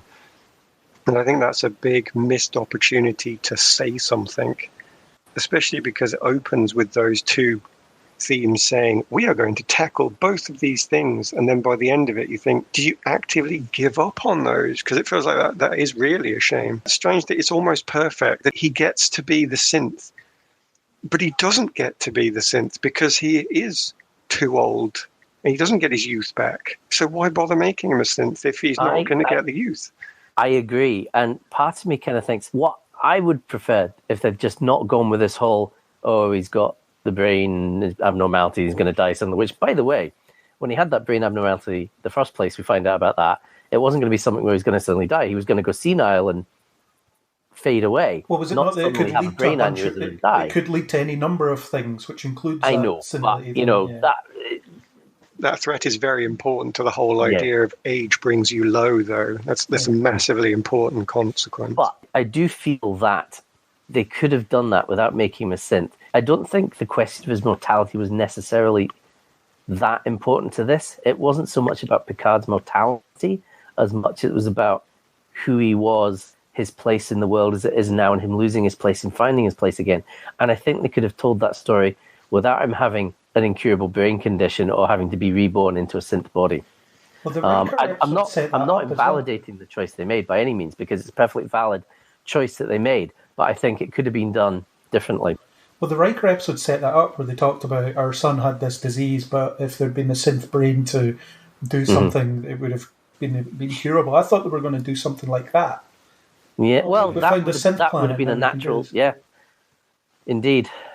But that's what I mean by there's all of these promises of plot that comes in and say, we're investigating this angle, we're investigating this angle, and they constantly throw angles at you that could be investigated, that could be part of Picard's choice at the end. And his final point, is he older, is he young, is he wiser, is he naive? And the naivety also comes from the sense that he's fighting against. Every single thing is brought in as this is relevant to these themes and these plots. But because he doesn't get that choice even and doesn't get to go through it, it's crazy to see them thrown in. That part there where they introduce the boy who died should be a big deal for Picard at the very end moment where he thinks, right, I can live through this if I want by becoming a synth. Am I prepared to pay that cost? But And then the characters themselves say, oh, we were listening. No, you weren't. No, you clearly weren't. You didn't do any of it because But no choice was made there. if Picard that made that choice, you would have to rewrite the ending because he sacrifices his life. He willingly sacrifices his life. He chooses to die. Oh yeah, so I'm totally that- up for it. I think that so what that you said was Soji true. You have to rewrite the influenced. ending. And I think you can have- actually say that as one statement. That just has to be true. Well, I think the synths being a key to curing him would have been a better tie-in to that. I theme, agree. because the season ends with he has a new body that's basically the same as the old one, except it's artificial. It'll expire at some point in the future. They could have done that without putting him in a new body. You're right. Yeah, but it could have just been. Actually, I've just proven how worthwhile synthetics are because if it wasn't for them, I would never have got rid of this brain abnormality that's bothering me. And then it could have ended much the same way, except Picard could have been on his deathbed and soon could have been like, actually, we could use this technology to save you, get rid of this thing. And he would have just had to make the choice and say yes, or It would have been a much neater solution. yeah. Rather than, you've got this new body, but don't worry, it's kind of not that different at all. It's almost like the TNG thing of, oh well, we'll just reset to how it was at the beginning of the episode. It's almost like that Data's 200 or 400-year-old head or however old it was. You know, he's got a head, it's like centuries old, but it's the same as the old one, so it's fine. But the fact that it's centuries old isn't ever going to cause us any problems in the future, other than the fact that this had to happen. It was an odd ending, I think. It was odd, Came but across I'm as okay messy. with it. So, meh. So, Soji, she's essentially our other main character. The show is essentially about her. I had difficulty with Soji. I think she was inconsistently written throughout the series, and it's weird that I still found Daj more interesting, despite the fact she was only in, half an hour of the show, basically. The problem was, as I said earlier, I think there was too many scenes where there was repeated information being told, so she would have similar conversations with Narek, and it took too long for her to realise who she was and what she was, and then by the time you get to the end of it, you don't get a real sense of her fighting with her sense of identity for very long, and then suddenly she has to make this big choice at the end where she has to kill all organics or not. I don't think any of it's earned, really, because they don't put the time in. With Soji, I kind of feel the same as you. I didn't connect in the same way. I kind of had the feeling of the same inconsistency. They never seemed to settle hard on what kind of memories she had of Picard, or what information she knew or didn't know. It's like they could ramp it up or ramp it down depending on the episode that you were in. It was like, I remember everything about you and I know that Data loved you or whatever. Or then she would go, oh no, I know nothing about anything, it's fine. It didn't flow as well for me. A bit like you, I kind of agree with it taking a bit too long for her to figure out what and who she is. I didn't quite get the planting of information in the background. You've been sent to subtly acquire information. You've not been given orders to find information. It's just we've subtly planted somewhere in your subconscious the fact that you're going to go and get some very non-specific information. So it means that those initial episodes, and we've already talked about the sort of Borg drop-ins in the early episodes, it just seems a bit pointless. You don't quite get what she's aiming for, what she's trying to get. She has a conversation with Narissa's aunt. It is the aunt, isn't it? It's not the mum, it's the aunt, yeah. So she has a conversation with the aunt, and there's the whole thing about them playing the game and talking, just don't face her and all that sort of stuff. But you don't really get anything out of it, or at least I didn't. I don't know if anyone else sort of picked up on grand oversight from that. So I'd completely forgotten about the fact that her and Daj were sent with a purpose, because it's not as if they came back with anything useful. So that was weird. And I think it took so long to get her and Picard in the same room that there was no time to develop a connection between them that meant anything. You know, they shared one scene, pretty much, one meaningful scene in the 8th episode where they talked about Data, and the rest of the episode they don't really interact that much.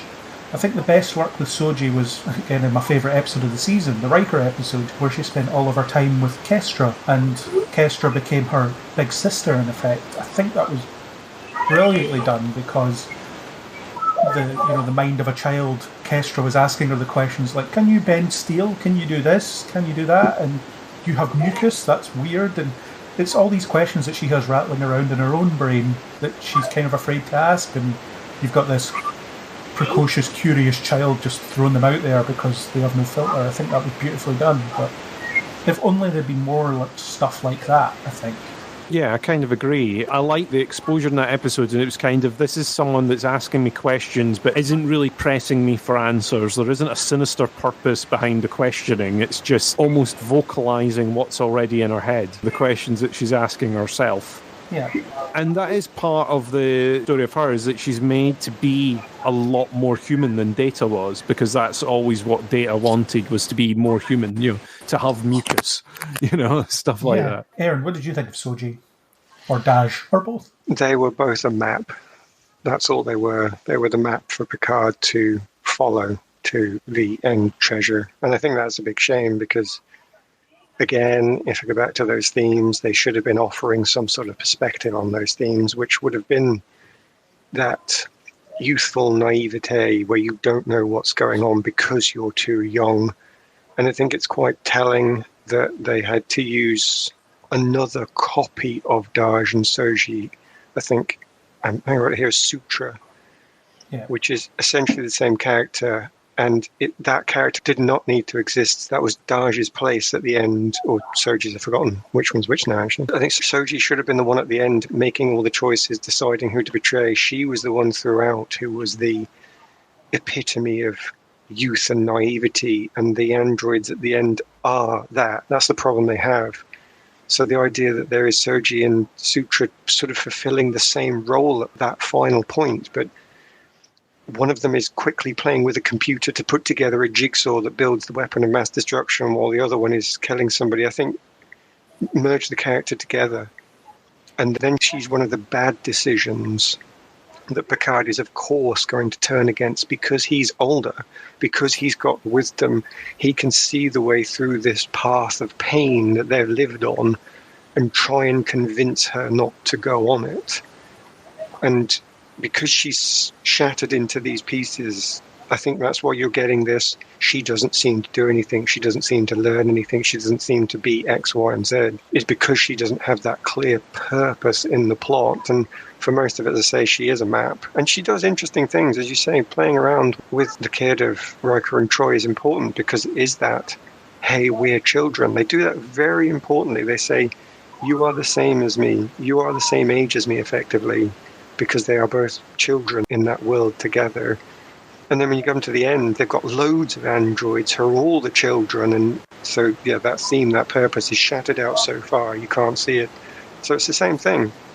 As I have now bored you with, set up something good, give me a meaningful plot point, but then somehow kind of lose it or dilute it, I think, a bit too much. I'm not sure I would agree that Soji and Sutra really need to be merged. I think unless you want to completely change how those scenes go, I think we already have one character in there who commits a murder and we have to kind of hand wave away her redemption. So I think if Soji was the one that kills the other android and tries to set things up to turn everybody against Picard and co., I'm not sure that works quite so well, and I don't think it becomes quite so easy to redeem her. I think you need to expand Sutra rather than I think. Well, I take you at what you said, actually, when you said, unless you want to rewrite these scenes. And I would say, yes, I do. I do want to rewrite them because I don't need the murder. I don't need any of those points. I think I just need to see someone torn between two things. I think I can see somebody at the end who is simply torn by,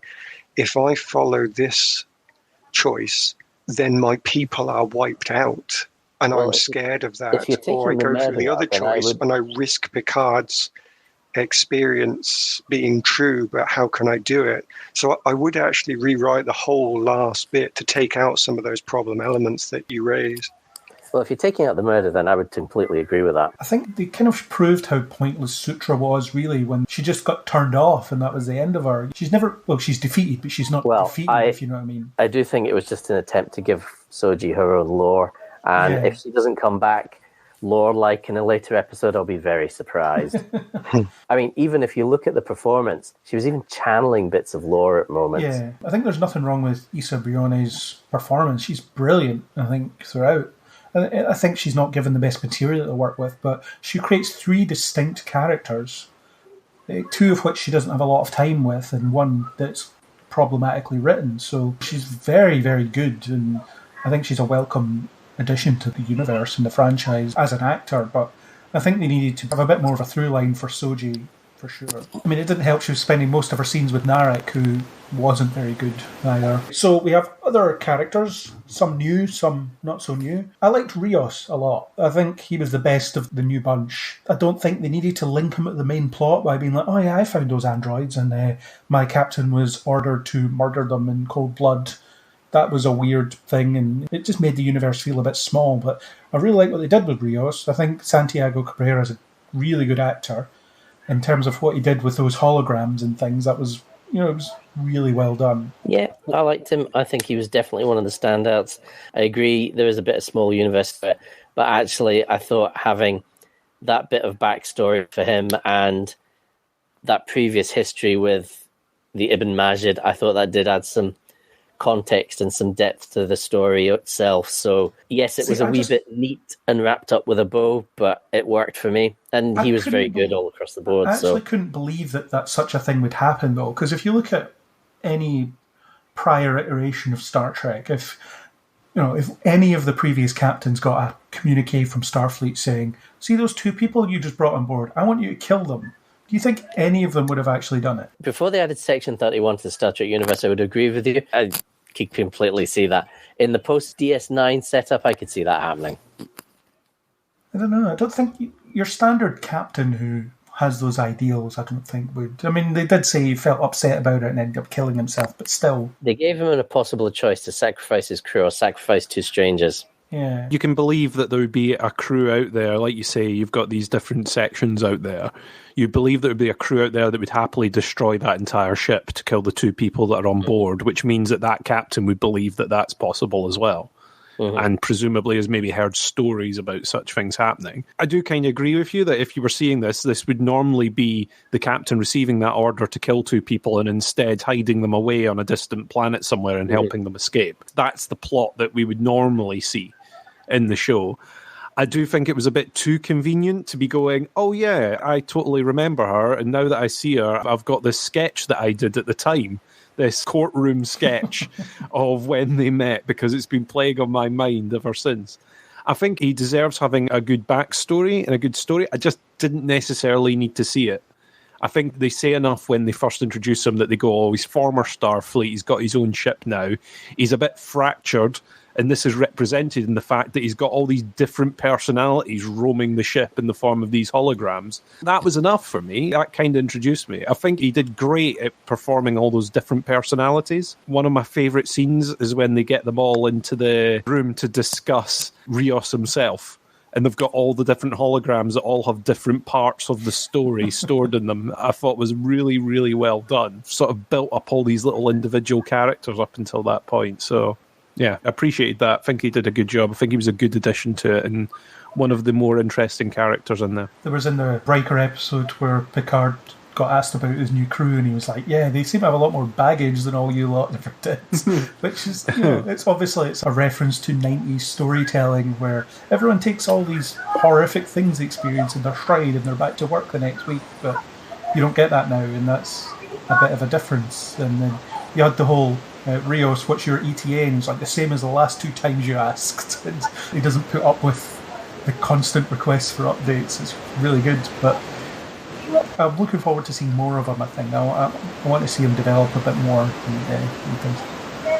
Aaron, did you enjoy Rios? He's exactly the opposite of the rest of the show for me, in that I thought he opened poorly and then turned out to be really good as you got to just see him, because he opens as Mr. Exposition telling you all about his past and why he's so upset and traumatized with a hand on his forehead. And then actually when you get to see him play out in his various distracted and traumatized parts, he's very entertaining and very good. So I agree with Chris, if they'd have just stayed showing him and letting him play himself, he would have always been good. But either way, yeah, by the time he's actually properly introduced, he is definitely a good character. Yeah. What about Raffi, Picard's not Riker former first officer? Although you only find that out in a tie-in comic or something. But they used to work together and now they don't, and she's one of the most damaged people you've ever come across in the Star Trek franchise, I think. I had different views of her throughout. Sometimes I would like her, sometimes I would find her quite tedious. Ultimately, I just think that she settles on being alright, but she's a bit plot functioning in a lot of ways, I think. That's true, actually. I would agree with that. I think the actress did a good job with her. She was good sometimes, not some other times. It was nice to see someone has some mental health issues there, I guess, and someone delve into that. But I think they put the pieces there, but they didn't really delve into it very deeply. She's slightly superficially written, I guess. I liked her, and she had some good scenes with Rios, interestingly enough. They had a really good rapport, yeah. Yeah, and I felt she was at her best more with Rios than she was with Picard in a lot of ways. She's not perfect, but I think she's developed into a solid character, and I think she'll get better when they have more time to develop her and maybe delve into her better. Mm-hmm. She's got an interesting enough backstory. It's just they touch on it, but they don't dig into it deeply enough, I feel. And she's almost a little bit too much of the kind of cliched conspiracy obsessed type that's slightly on the edge. There is potential there for sure. Chris, did you like her? Yeah, I did, really. I don't really have a problem with many of the new characters that were introduced. I did like her. She does seem a bit more damaged. So, like you say, you don't really get the full extent of her history with Picard. You get to see a bit of them sort of outside Starfleet chatting, and that sort of suggests that he's sort of first officer, but you don't really get a big bit of the history. They did the short scene with her son, but didn't really, you get a bit out of that. You see how sort of broken she is at that point. I like that they used Rios to pull her back rather than Picard. I thought that sort of built that relationship a little bit, but I don't really have that much to say apart from one of my few things is when I start picking at these things, it's normally more plotty things. And it was a bit of the utility belt hacker, I can get into anything and get any information that you need right now sort of aspect to that. But I suppose if she's been a sort of specialist in Starfleet, then she would have that kind of skill. Yeah. I did like Raffi. I thought she was introduced well, had a more interesting background in that it was played out more on screen in the flashbacks. Saw a bit of a downfall, saw her broken, understood why. So generally speaking, she's probably one of my preferred characters of all of the setup. But I would agree with Chris, the mother-son plotline should have been kept entirely for 7 of 9, and therefore it would have been more relevant. Would have been quite happy to see the effects of Raffi's fall into despair and mental unwellness in season 2. So Elnor. I found Elnor a bit weird because obviously they took an entire episode to introduce him. You've got that kind of almost father-son dynamic with Picard. And then he just kind of fades into the background and he gets taken off the ship pretty quickly and he doesn't really get a chance to do anything. I think he was fine. And I liked some of the brutally honest remarks that he would make where he just didn't understand what was going on, so he would just say what he was thinking. I think that was a really good touch. It was almost Drax-like, from Guardians of the Galaxy, except not quite as stern. But I think the season could have almost done without him. Weirdly, but because they introduce him and then they make a point of introducing him and then don't really do much with him. With me, it was we've made him childlike, but we've made him a warrior. We want him to be a killer, but we want him to be a softie. But we want him to be naive because he's not been off the planet. But we want him to be street smart enough that he can win a fight and not be taken down easily. It was like they couldn't decide what way they wanted to go with it. For me, yeah. I do like the idea of Romulan warrior monk, so that's... I mean, yeah, I'm all a society of warrior monks, why not? And I kind of like the mystique of, oh, well, they'll accept your cause or not. You've basically got to pitch what you want to do to them. Yeah. And then they get to decide if they'll join you or not. It's not that you go and you buy their services. You've got to go and sort of explain what you need. And then they get to decide to accept your challenge. So I did like that, but I didn't see overall what they were doing. And you said earlier on about that episode itself, it kind of diverts off route and goes, well, let's explain another little bit of what happened. Let's show Picard going back thinking he's going to get the great welcome of, oh my God, you've returned after all this time, and then being bitterly disappointed when he sees it's all fallen to pieces. I kind of got that, but it also felt like a bit of a waste of episode. And then introducing a character who then, again, when you get rid of sections of the plot that make no sense, that's another character that just disappears. Because there's nothing accomplished with it. Well, and Elnor is Elvish for basically Star Trek as well, which is quite funny. I can't remember the exact words, but it's the same space journey or something like that. But it's quite funny. Aaron, did you like Elnor, or are you indifferent?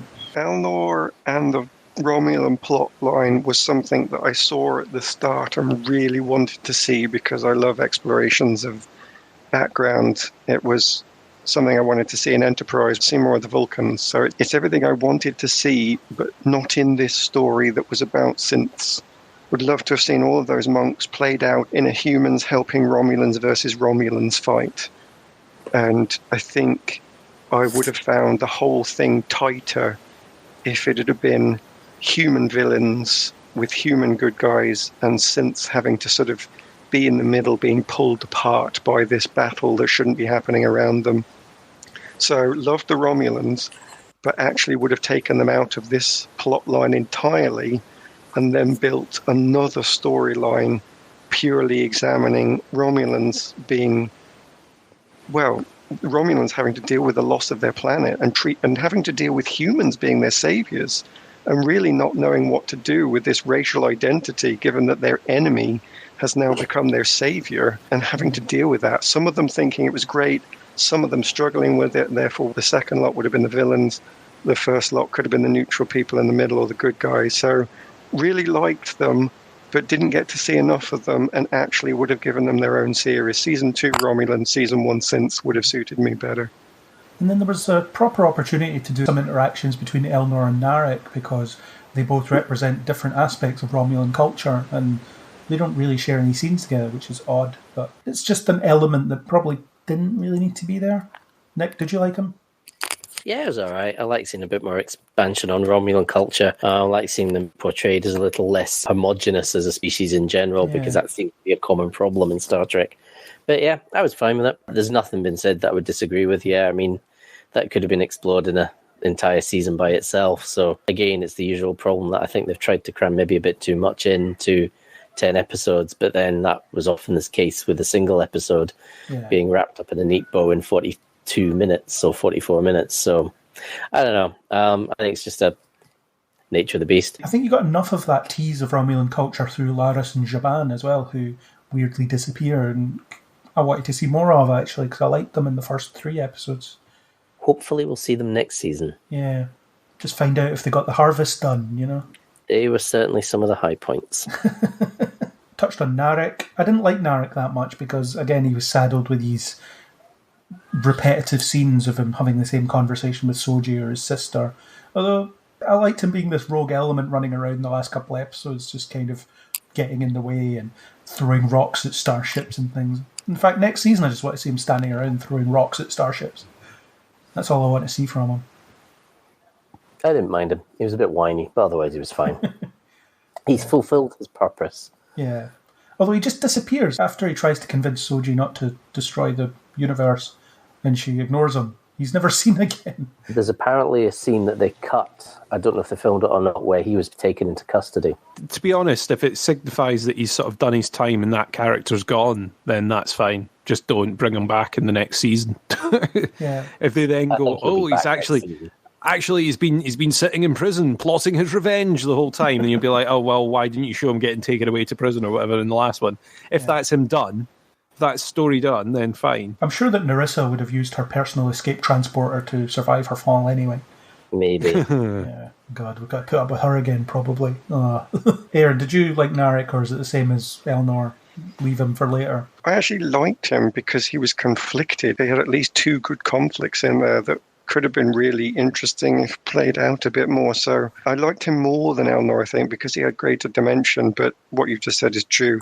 I want him in a Romulan dedicated season by himself to make the most of him. Jurati, which is a character I had a serious issue with because she's forgiven for being a murderer and she's all over the place throughout as well. Killing Bruce Maddox, which is a bit of a deep cut callback with a new actor for some reason. And I think she needed to be more significant than she was, but they just kind of left her kicking about in the background. She was a plot device. She was a plant that was used to sort of move different bits of plot along. That's why she's so bits and pieces. I'm kind of with you. She sort of gets forgiven and it's, oh, well, you can carry on your research here now because you've found a place where synths are proper and you can investigate everything you want.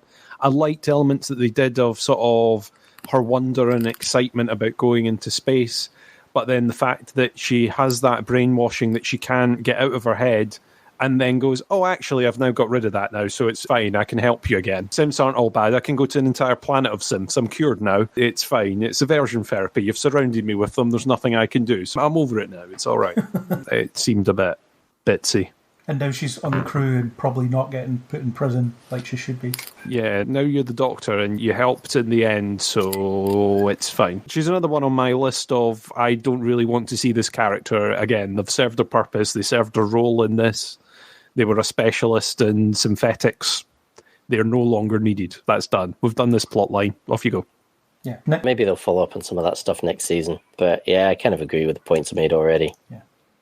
Aaron, did you have any thoughts? I think she was part of the religious aspect of it that I would have dropped entirely. I didn't need the mystery to be religious and spiritual as to why we couldn't understand it at the start. I wish the people had just been secretive and they had a good reason for what they're doing, and that would have come from removing the Romulans altogether and had a group of humans that just hated synthetics for some reason. They can have had their own reason for that, good or bad. I dislike false mystery. I dislike religion being used in science because they can't think of a good mystery plot, and her character was used and abused by that. So I don't know that I disliked her or wouldn't have wanted to see her in the plot line, but you needed that religious aspect to it to wipe her brain to really explain anything about what she did. And I think that's a shame.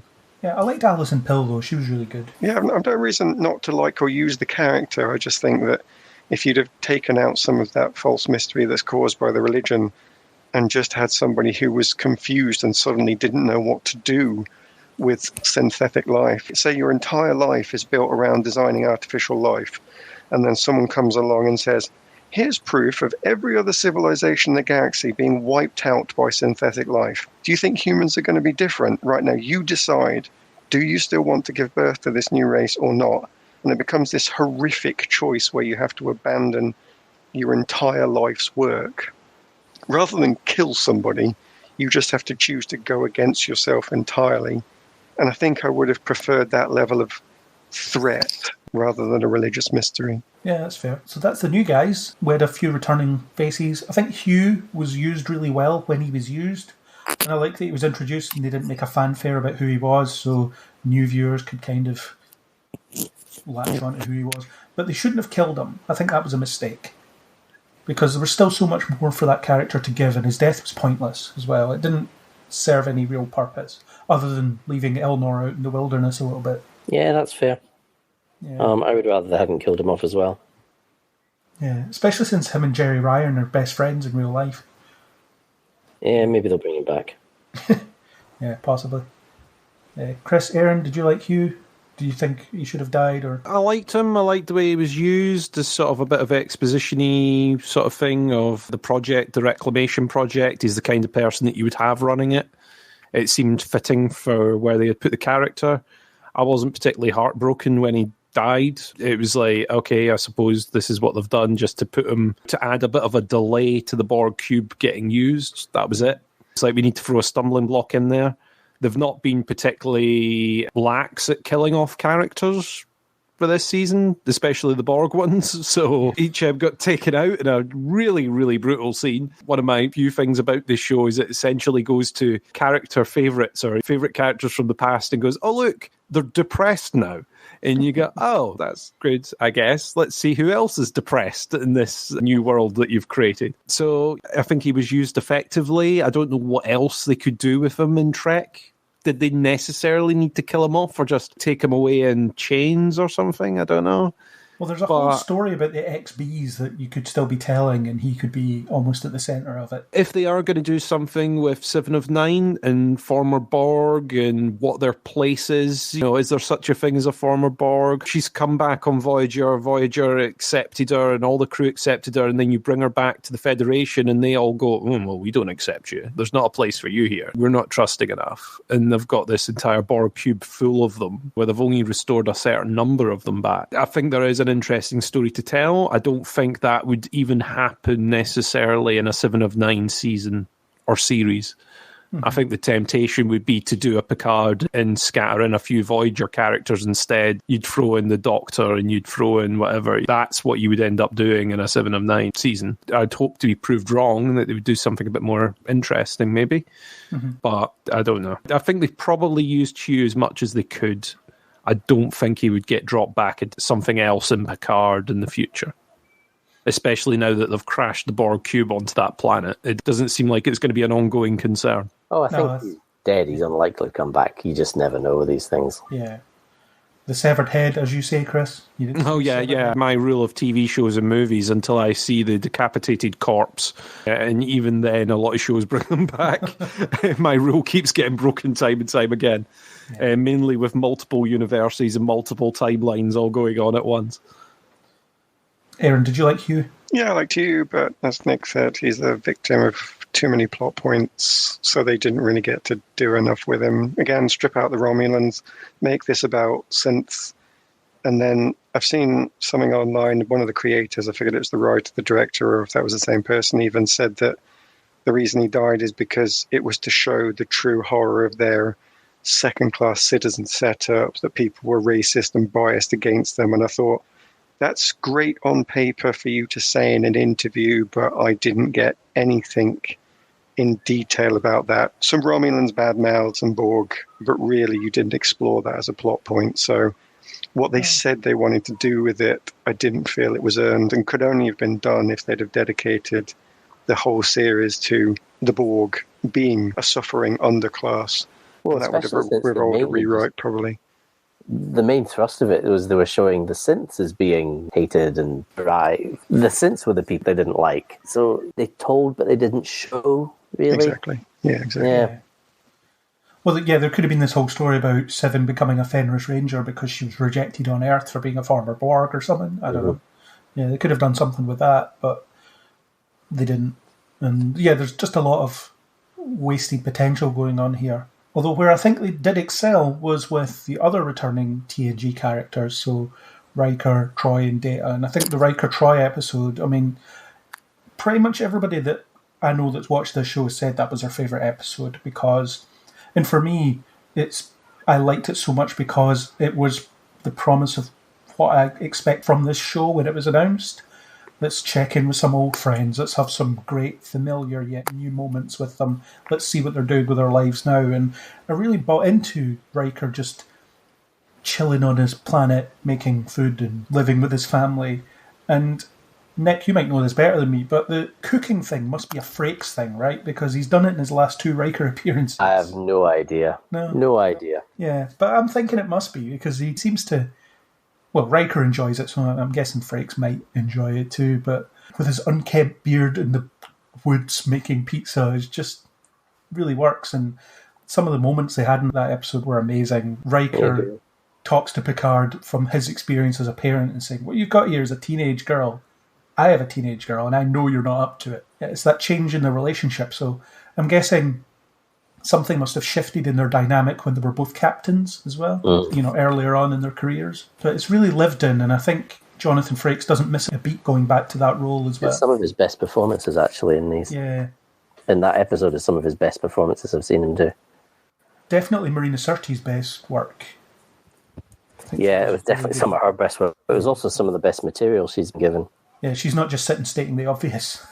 Yeah. Aaron, what are your thoughts on the Riker and Troy episode? It was familiar and nice and happy with it. I think the only thing I would have asked for was it to be more meaningful long term. It was meaningful in the episode. I'm not trying to say it wasn't, because it was both for Picard and for us for separate reasons. But as we said earlier in the show, if we could have had more meaning put to the death of the son, if it could have informed some of the choice later, rather than Riker just showing up as a ta-da, we win together moment, then I would have enjoyed it more. So it was nice, but I think it wasn't powerful, and I would have liked that extra power, that's all. For me, it was powerful, and to be honest, I think I'm kind of with Craig. Seeing these characters together, seeing new moments with again, that ticked the boxes for me. So could they have added more to it? Probably.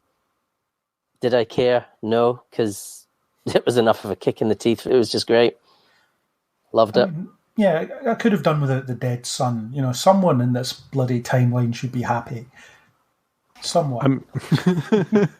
I'm sure I spoke to you before the airing of the Riker episode, and I was like, please don't let them be depressed. Please let this be the one place where there's just someone that is living their best life. They're happy. They're living in the woods. It's all fine. And it's like... And then they've got a dead kid, and you're like, But actually, they were happy. Yes, they'd been through a trauma, but they'd come through it, and they were happy. So I think they were still in a good place. They definitely were. They were better off than anyone else. They weren't unhappy. And that's a real place, because, people do go through these things, and some people come through the other side of them, and they still carry that trauma with them, but they're not necessarily unhappy or depressed. They still find joy in life. And that was what we saw. Yes, they'd been through hell, but they'd come through it, and they still found the joy in their lives. They still had something to live for. They still had Kestra. They still had each other. They weren't in a dark place. No, they definitely not. And the moment in that sort of situation that really hit me harder than others was the bit where Troy tells Picard that every day that pain that Kestra has over losing her brother fades a little more. It's that idea that she will soon basically forget him, because that's what grief is. That's what she has to do in order to function properly. She will eventually have to just remember that she had a brother, but won't really have any strong feelings about that loss one way or the other after a while. And it's because she's young, she's bouncing back so much easier than they are. And the fact that Troy is seeing that happen, and it upsets her that her daughter's going to be dealing with that loss much better than she will. That was a really nice moment. And you also had Troy hesitating for a second before opening his bedroom door. That was good as well. I think they handled it well. I think if they'd been sitting around moping about the fact that they'd lost their son, it would have been just piling it on. But yeah, Riker's is largely his old self. He's quite chipper, he's quite animated, and maybe he can't sit down the way he used to. You don't see him stepping over chairs anymore, but it was great to see him. Yeah, no, I totally agree. And we also had Data, who gets a proper ending this time rather than just being sort of blown up. And I wasn't expecting that by the last episode, actually. I think when they introduced Brent Spiner as this randomly unknown Soong son, I was a bit, this is odd. And I kind of thought they were going to reveal that he was an android and things like that, as everybody else did. But the fact that you had Data's sort of reconstituted consciousness running on a hard drive somewhere, I wasn't expecting it, and I thought that moment that he shared with Picard was great. The two of them sitting there and discussing death, essentially, was really well done. I agree. That for me was certainly a high point. It didn't go in the direction I thought they would go with it. I did think as well, as this Golem going to be Data? But no, they did go in a different direction with it. It was nice that Data got a proper send-off. and that Picard got to say goodbye and to resolve his own guilt about what happened. So I have no complaints about that scene at all. It's certainly one of my favourites from the whole season. Yeah, the whole sequence where Picard's unplugging up was brilliant, and you see him aging. He gets that kind of final human experience of aging and dying. It was a perfect send-off for Data, and Brent Spiner said that he couldn't play Data anymore. I mean, it wasn't entirely convincing looking at him in this show, even with the technology we have nowadays to make people look younger and things. So, yeah, it's the right time to say goodbye to the Brent Spiner Data character, I think. Plus, he can still hang around as this random son of Soong that we didn't know about, which I have issues with itself. I always got the impression that Soong couldn't have kids or didn't want kids, so just made his own. Yeah, maybe Soong just keeps cloning himself. Yeah. That would explain a lot. It would explain a lot. Remember that theory from Enterprise where that version of Arik Soong, I think his name was actually Noonian. Yeah, he slunk off to the Briar Patch and just lived on that I remember planet. that one. Yeah. Maybe. So I wouldn't rule it out, yeah. Chris, what do you think of the final moments of Data?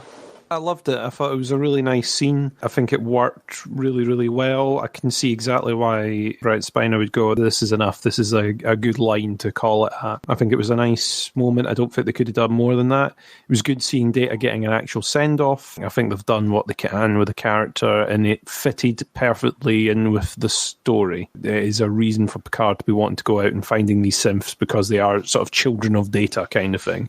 It worked on all those levels where, as we've discussed, some of the other bits sort of don't and sort of deviate off. But I think that through line was pretty well done. Yeah, it started off with Picard being haunted by Data's death and the fact that he blames himself for it and feels like he should have been in his place and stuff, and then he gets closure on that. So that is a definite thing that they pay off really well from the beginning. Aaron, what do you think of Data and his ending? I think I've got a different connection to it because I haven't seen the film with Data's death in it. You actually have. I remember loaning it to you at one point. Oh, have I? Okay, in that case I've seen it and don't remember it, so it didn't impact on me much. But that's not the important thing for me. My favourite ever Star Trek episode is based on a foundation of Picard and Data discussing humanity, and I really enjoyed this scene because it hails back to that. And it's all part of the same thing. Everything you're talking about is connected to that as well. So I won't say I found some amazing other connection to it, but just because I don't remember that film, it is trying to give you that finale from that film that you're talking about. It gives you that ending, that epilogue. But to me, I could have happily watched that just because it was Data and Picard, and I love all of their conversations, just the two of them. For this TV series, I would have liked that to be a moment of realization where Picard was taught something or reflected on something that informed a choice for him. I think that would have given the series Picard something powerful. However, to enjoy that scene, I didn't need that. I enjoyed it because of those two characters, because of that history, and because of what they meant to me. So, oddly, I enjoyed it irrespective of the medium it was given in. I didn't need to be part of Picard. I would have enjoyed it as it was. So what episode were you talking about? Is your favourite one, or is it just in general your favourite episodes of those ones? My favourite episode is The Defector. Okay, yeah. That was a good one. It's a really good one. And it opens with a discussion of what it means to be human. And I think the themes in Picard are brought to that again at the end. I think it ends on a, let's make this an STNG episode, as we've said on quite a few of the plot points. It doesn't open with what does it mean to be human, but it's almost like Next Generation can't get away from that, really. And with these two characters, how could you get away from that? So it's brought back to that because it's relevant to synths, I guess. But it's always a good conversation, even if I don't know that it necessarily fitted into the series perfectly. It's always a great conversation for those two to have, and it doesn't ever disappoint. So, yeah. Good stuff. And I think the synth culture needed to be better developed because you don't get any time with it. It is, as you say, it's just like a random episode where they show up to a planet, and it felt very original series, even with costumes and, you know, the giant space flowers. They're very sort of, well, if the original series had the money to do it, they would have done it, or early TNG. Yeah, they're your opening mystery. It's before the credits. Yeah. We're being attacked by flowers, Captain. Roll credits. What's Yeah. going on, mystery. Yeah. Yeah, and so you only get a kind of high-level view of what that culture's like, and I think that's part of the problem.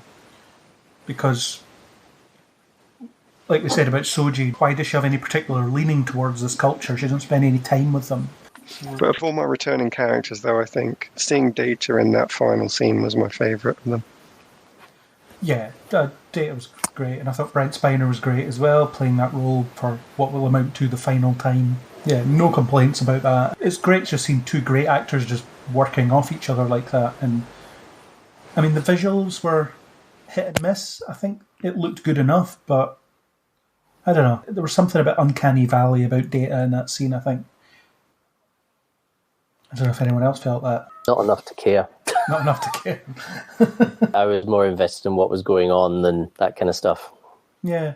No, I mean, it didn't bother me. It didn't detract from the scene. It was just, when I rewatched it and things, it was, you start to notice things like the collar goes up a bit too high in his uniform and stuff like that. But Brent Spiner's older and fatter than he used to be. And maybe some of it has to do with the fact that you see him in human form in the same episode, so you're reminded of what he looks like now as well. Yeah, it's about as good as they could have done it in terms of bringing him back. And if it's the final time, although they still won't explain what happened to Lore. So we talked about most of the elements, I think, to various extents. So as a last thing, a bit of a roundup of what we would like to see in Season 2. We're definitely getting one, so what would you like to see happen in that? What elements would you like to see brought back? What elements would you like to see continued? Nick, let's start with you. That's a good question. More Riker, more Troy. I would like to see Crusher and LaForge. I don't care about Worf. You don't care about Worf? I couldn't care less about Worf. We've seen so much Worf. We just don't need to see Worf again. Worf can stay on Kronos. If we don't see anybody else, I would like to see Crusher next season. Beverly needs to turn up. And Wesley? I have no problem if Wesley turned up. I do not hate Wesley at all. So, I like Wesley. Yeah, Wesley can show up if he wants. Beverly Crusher. That's my want for next season. And more Seven. More Seven. Cool. Aaron, what would you like to see from Season 2? I'd say I'd like to see more of the synth stuff, but I can't. I'd say I'd like to see more of the Romulan stuff, but I don't think we can because that's also tidied up and resolved in a nice, neat bow, and they probably need to both, unfortunately, fade away and be replaced by something new. The only thing I can think of that's left from the original setup that hasn't been explored enough that I think Picard could get into is dealing with the idea that he's still got the ideology of the old Federation, but that old Federation has gone. So I think I want to see him somehow cheerleading the old Federation values, trying to fly in the face of a cynical political leadership that can't really support it or doesn't feel like they can. And he's trying to save the good guy and maybe gets grudging respect from some sort of council member, but the others are fighting against him. And he's almost like a Robin Hood that wants to bring back an old era and should be struggling to do that. I don't want him to have fixed the Federation by the end of Season 2. I don't want this nice happy ending thing going on. I think that's just what he's trying to fight against. And he should have important personal victories with individual planets or groups of people, and the Federation not as a bad guy, but as this resistant force that almost can't go back to what it was. Cool. Okay. Kind of like that idea. I'd say getting something a bit more episodic, maybe after the events of this season, they realise that there is a place for someone like Picard, and they use him ad hoc to solve little problems, little niggles that they've got. Realising that he's got that skill. I like that idea. Rather than, let's have another big overarching plot of even more synths coming to attack or whatever. If 7 and 9's getting her own show, leave her to her own show. Don't sort of drop her in on this unless you actually need her, would be my thing. Especially if you're going to focus on her in her own thing, then you don't really need to see her again. I'm definitely with Nick. I'd like to see more of the TNG crew go around and round some of them up or speak to them for whatever reason, but it's got to be something that's necessary, not just randomly for no reason. Fit it in a way that makes sense. In this show, it made sense. It's like he's going to go somewhere where he can hide, somewhere where he knows he's going to get support, so he went to Riker and Troy. So if he's going to consult Beverly about something medical, then fine. That's where it makes sense. You need help from an engineer, you need help from a friend, go to one of his former crew. That makes perfect sense. So I'm up with that. Well, that sounds great. Medical needs he has to go to Geordie instead of Crookston. Yeah, now it's Geordie, isn't it? Yeah, exactly. Needs maintenance, needs an oil change. Yeah. So the finale seemed to ended on this note of, we're the crew now, and then they head off into the wilderness, which is a bit Firefly, isn't it? And Aaron, what you described is almost a bit of a Firefly concept, as in, not that they're outlaws as such, but they're operating on their own backs, on their own recognizance, figuring things out and maybe getting involved in situations. And it's like a Robin Hood type situation, as you said. So, yeah, maybe like Picard and crew flying in to solve a problem in a given week and then flying off again. I would be quite happy for a return to the sort of episodic format, with continuity being character-driven continuity rather than plot-driven continuity. I do want to see some returning characters. Nick says he doesn't care about Worf. I do. I want to see more Worf. In a tie-in novel to this that I've not read, he is captain of the Enterprise at this point. So that'd be nice to see. Be interesting to see, maybe. Geordie. Maybe some Deep Space Nine cast. Maybe some Voyager cast. More Voyager cast. We're getting Guinan next season. That's been promised. I want to see Guinan. I really want to see Guinan. I like Guinan. Yeah, so episodic, but the characters learn from what they deal with, and yeah, bring back people, but bring them back with purpose. That's what I would like. Make it a bit of a swashbuckling season, because we've never had a Firefly type thing in the Star Trek universe. That could be fun to see. So what we'll do is we'll wrap up now. I think there's not an awful lot we can say. So Nick, before you take your fleet and warp off, what are your final statements? Pretty much what I've said already. I loved season 1. I am totally psyched for season 2. Can't wait. It's a shame it will probably be delayed a bit because of coronavirus. But hey, I'll be there for it when it comes. Can't wait for it. Cool. Aaron? I got a lot more out of this show than I got out of Discovery. I think I would definitely be back for this, and the parts of old Star Trek that it brought with it were very welcome for me, on top of the fact that it gives me what I wanted. I've always liked the darker turn of things, as I've said in previous podcasts, and this was just dark enough to be meaningful while still keeping enough of the light-hearted stuff, the old characters coming back. So actually, the tone that this sets is almost a perfect tone for me. I only think that I enjoyed that tone and the play out in the first half of the season. And all the promise was there and not enough of the payoff, which is a shame, but I still enjoyed it a lot more than many other things that are on telly at the moment. Chris? What can I say that hasn't been said? Like I said at the beginning, overall, I think I enjoyed the season. I watched it all the way through. Look forward to seeing more of it. Gave me a bit of a nostalgia kick, reminding me of the character. I think it was time for the character to be brought back, and look forward to seeing a bit more. Yeah, I'm going to say that I was more disappointed than not with this season. I think it started off really well, and as I've said, there's so many things that were interesting that don't quite play out in ways that I enjoyed, and it left me wondering if the show was worthwhile. That being said, Patrick Stewart was great. The moments that they had between him and other characters, particularly returning characters, were great as well. But I'm not entirely sure it justified its own existence, and maybe season 2 will find its way into something that is meaningful and worthwhile and better continuation for this character than I thought they had here. So that's that. So, Chris, thank you for being here. It's been a pleasure to discuss Picard. You still owe me a left leg. Well, maybe it'll be there when you've been back. Aaron, thank you for being here and discussing Picard. Yeah, thank you, and I'm pleased to leave with as many limbs as I started with. Who knows, maybe Chris will get your left leg. Okay, and then I won't be pleased to leave with the limbs I started with. He's often commented that's his best feature. And Nick, thanks for responding to the distress call and arriving when you did. Glad I could join you. Thanks for having me. So I'm going to beam Chris and Aaron back to where they came from, and Nick, you can feel free to head back to your starbase or wherever it was you came from.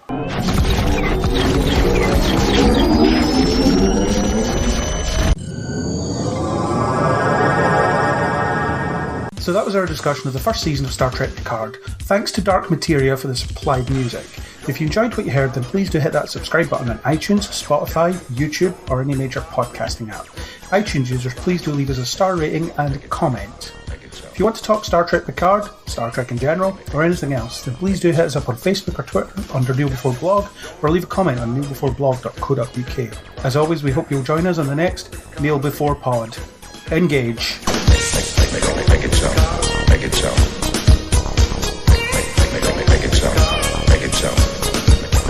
Captain Jean-Luc Picard of the USS Enterprise. Captain Jean-Luc Picard of the USS Enterprise. Make it so. Make it so. Engage. Jean-Luc Picard.